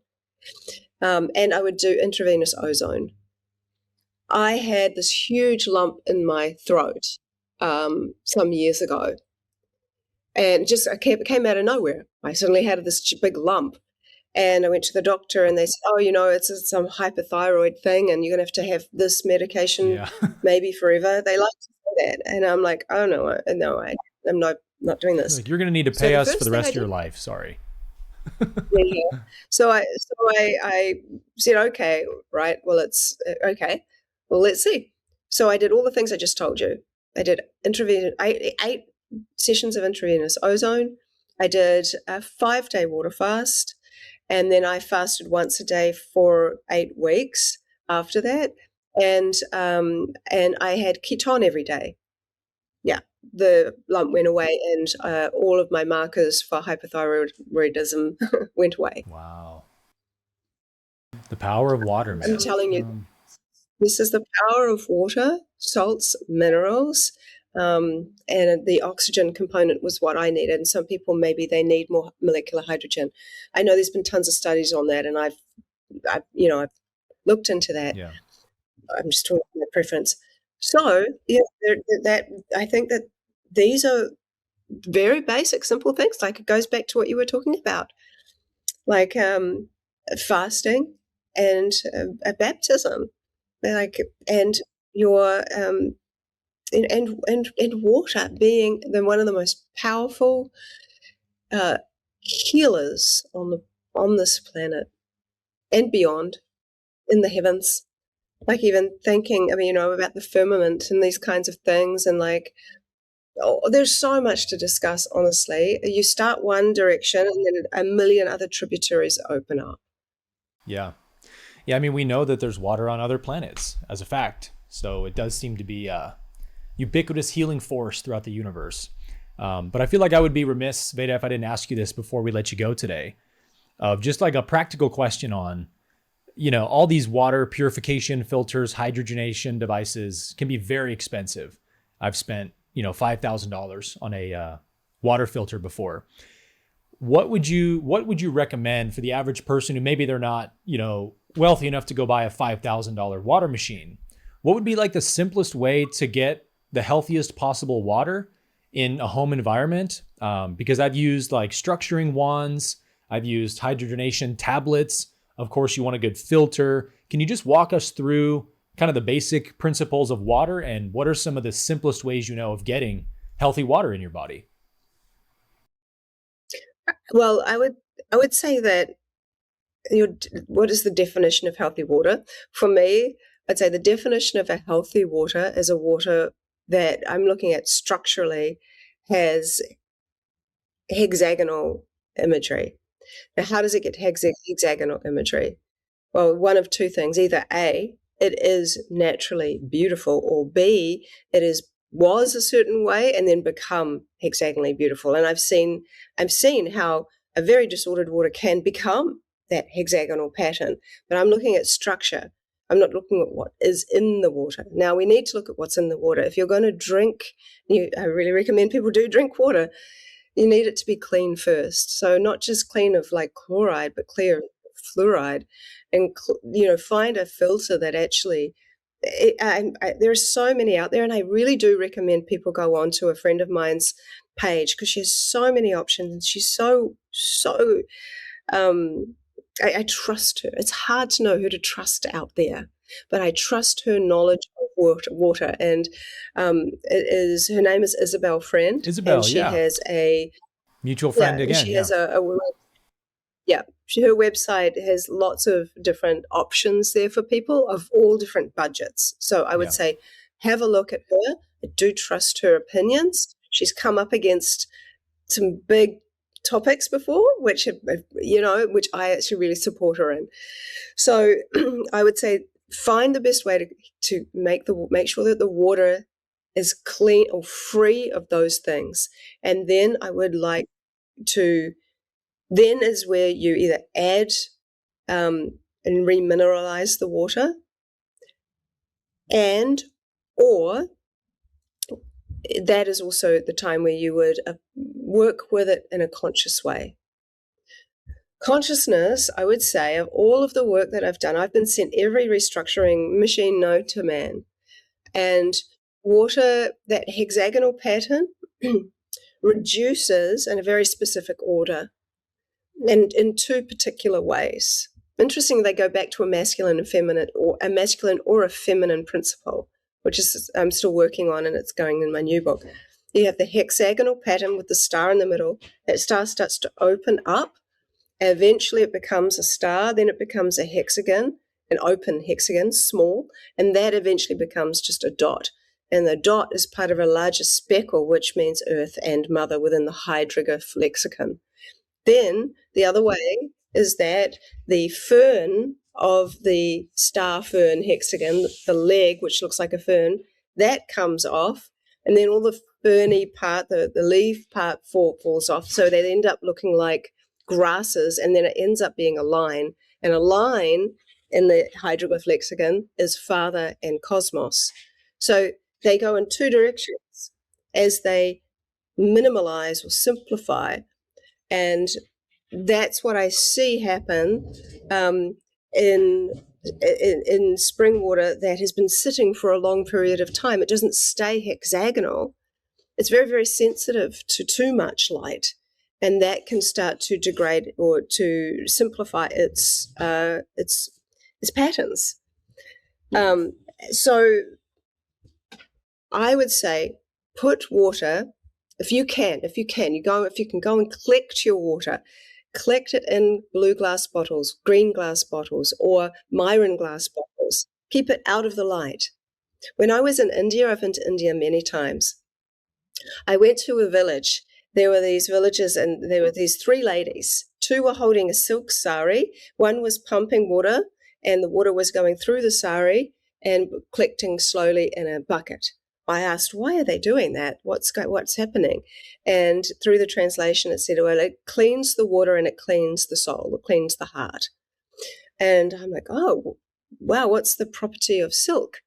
And then I read that even Rudolf Steiner talks about water that's been filtered through silk.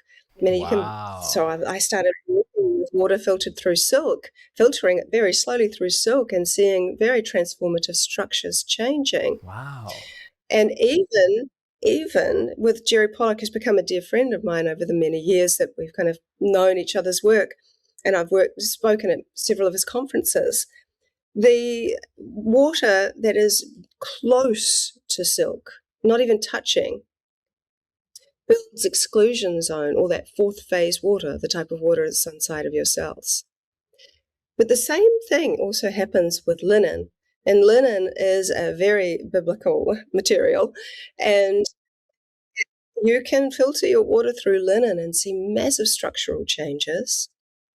And I like, if you can, if you don't have glass bottles that are colored, which stop the light really kind of coming through in the same way as water that's see-through, as glass that's see-through. Different colors do have different properties. That's a whole other conversation. But if you wrap your bottles up in linen or silk, linen even more so because it is charged by the sun. So if you wrap it up in linen, it gives your water not only the darkness, but it's giving it the energetic properties and the high frequency that linen has, for example.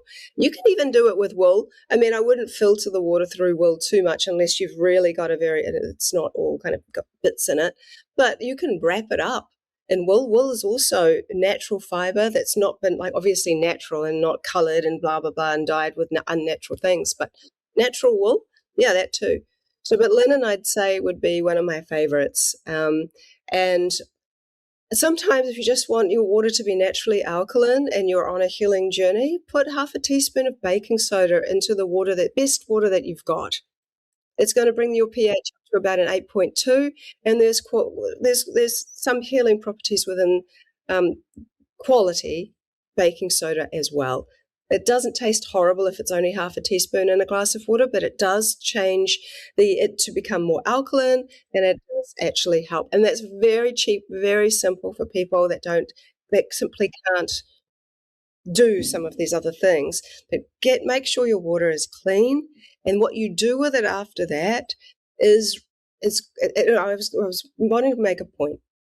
I've been sent all these restructuring devices, and what I see, and why I was bringing up how that hexagon changes, what I see with restructuring devices is that, yes, they can take disordered tap water and make it look improved structurally, but usually it's at one of those stages going up to the hexagon. It goes through the stages. So we might see more stars, we might see more grasses, we might see more fern shapes, we might see more X, Y, Z, until we might see some kind of hexagons, and they're usually small and more plentiful. What you really want to see is a giant hexagon and they're taking up the whole dish. That's your primo.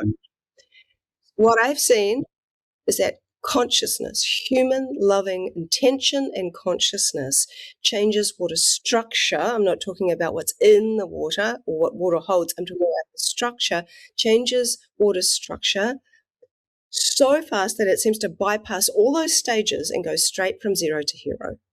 Never underestimate the power of this fluid intelligence system that you have been given. And honestly, I see this, I've seen this throughout my entire work with water over and over again. I'm telling you the truth. Never underestimate yourself and your own power to change, to interact with water in such a way that it is inspired by you.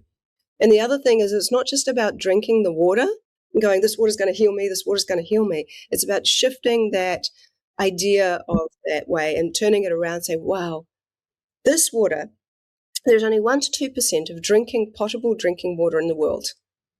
That's not very much. That water has managed to find its way to me.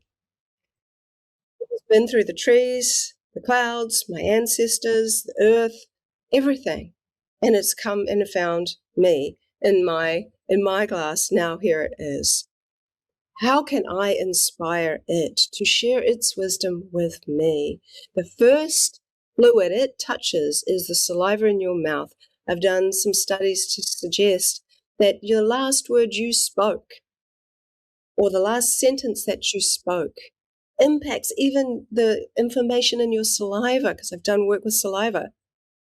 And so one of the things I would say is that even just by saying a thank you or a small blessing, even if it's just under your breath, if you don't want other people to hear, and then drinking the water, that you are the welcoming committee. You are welcoming this. Just imagine, if you imagined that Yeshua was baptized in the waters, and the waters have found your glass, you are getting to drink the living waters. Even if that thought is in your mind, your thoughts create things.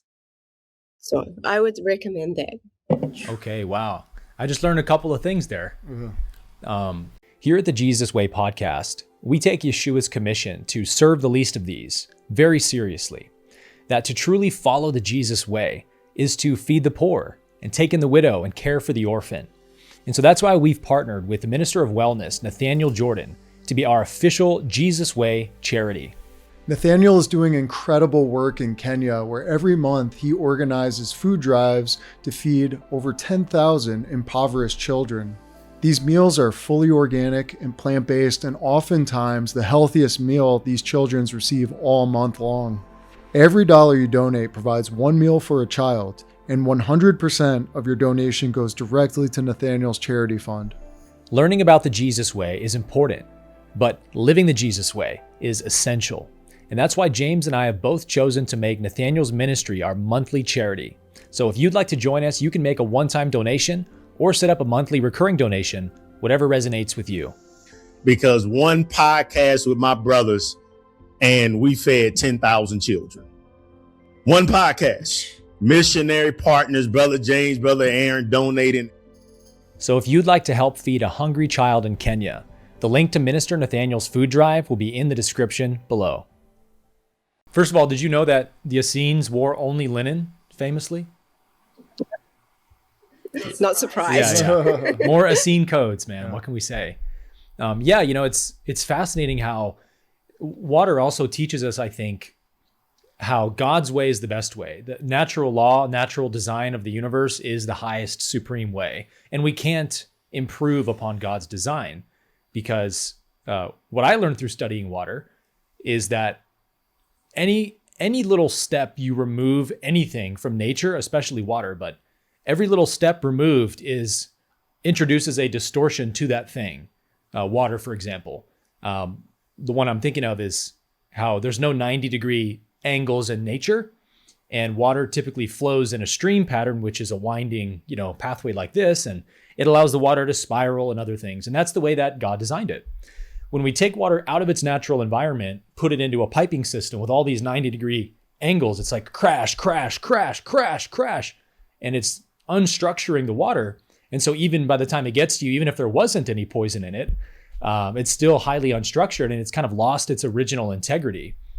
And so it makes sense that because God's way is the best way, that as you said there in your amazing final point of like, we are the greatest technology and healing ability that we just haven't tapped into because we don't know we have that ability. But water, I think, is trying to teach us that through a lot of the research you're doing and all these other amazing people you've described. The water is showing us like, hey, I'm a holder and a carrier of intention. And so the best thing you can do with your water, other than filtering it and stuff, is take a moment of presence to just say, thank you, God, for this amazing water I get to drink. Thank you, water, for healing and nourishing my body. And just to have that intention is automatically going to do more to structure and upgrade that water than any man-made technology can do. I mean, I think that's the most mind-blowing thing from today's podcast for me. Mm-hmm. I've actually seen it with my own eyes. Like there was a lady, all she had was filtered tap water. But the way in which she worked with it was so loving and so intentional, and her relationship with water was revealed through the crystallography. She had, and it was Rachel, and she basically had a very horrendous reaction from getting the jab, and she at one point she couldn't even walk. She was like, it was everything started to shut down. And she was one of the first people on my workshops whereby I started teaching some different things. And one of them was that there is power in eating the crystallography. And by that, you find a word that's your word. For example, I had a headache. I'm like, what's my word? I didn't overthink it. The first thing that popped in my head from the well within us has sprung up. The word was purple. I wrote the word purple. I put my dish of water on top of it.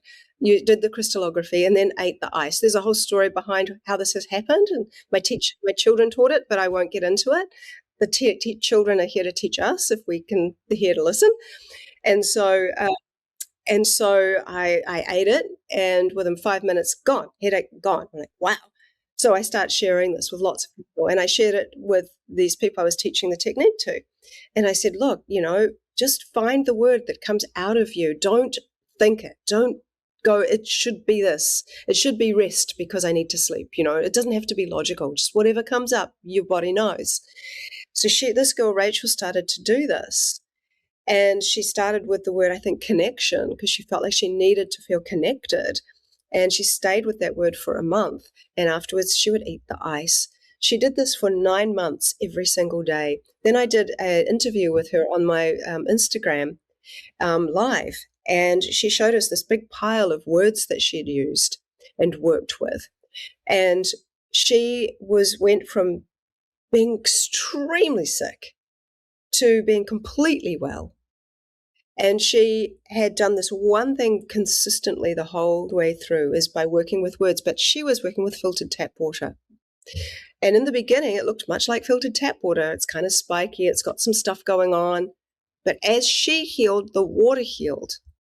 And what she saw was that now, at the end, she got the creation glyph after creation glyph, with these beautiful wave-like patterns. It's one of the most complex and gorgeous patterns. And it has these little seeds in it, and it's stunning. She was getting that the whole time from the same filtered tap water, but her relationship with it had changed. The entire body of water that came through her tap was different than what it was to begin with. And that was through her relationship with the waters and the way in which she was healing. And she used this one word halfway through, which was something fragile. And I don't know why she chose anti-fragile, but the word fragile was there. And this was when she started walking, and she went to this like a stream with like a little waterfall and stuff. And she went to cross, and she like tripped and broke her toes. And she immediately thought, oh my God, I used the word fragile. Even though it says anti-fragile, I still use that word. I'm not going to use that word again. And it was so clear. And since she healed herself using words that she knew that would help her. But so that word she'd overthought. She hadn't come from her internal knowing. She thought anti-fragile. She thought to say that. It didn't come up out of her. And so, really, really interesting that's all there as well. I mean, and we can go on and on and on. I think we have the different waters inside of us, liquid, solid, gas, and plasma and air. We have all of these different aspects within us. And when we tune in fact, ice, the solid, is the most uncomfortable stage for water because it isn't in movement. It isn't in flow. And the melting and the starting to freeze is where actually it's the sweet spot where water can share and absorb the most information, which is why when the glaciers are melting, it's actually giving us all the information. Wow. Well, man, this has been such a riveting discussion, Veda, and I've had my mind blown at least 11 times in this podcast. So thank you for all you've shared today. And before I let you go, I have to ask this question because I think our audience deserves to know this, but I love fun facts about people. And at the end of our podcast with Amrit a month ago, I think you said this at the tail end of the podcast, and I sort of was like, wait, did I just hear what I think I heard? I know what you're going to say. Yeah. I got to go there, Veda. And so I asked you about it after the pod was over. I said, hey, did you just say what I think you just said? And you explained that, yes, indeed, I heard you correct. So when I was growing up, I wasn't allowed to watch anything with like magic in it, no Harry Potter, no Dragon Ball Z, and Lord of the Rings was also off limits. But I was, for some reason, I got obsessed with Lord of the Rings, the books, before I watched the movies. I was 11 years old, and I read the first book, The Fellowship of the Ring, like I just disappeared from the planet for 4 days. I did nothing but read that book, and I was obsessed with Lord of the Rings.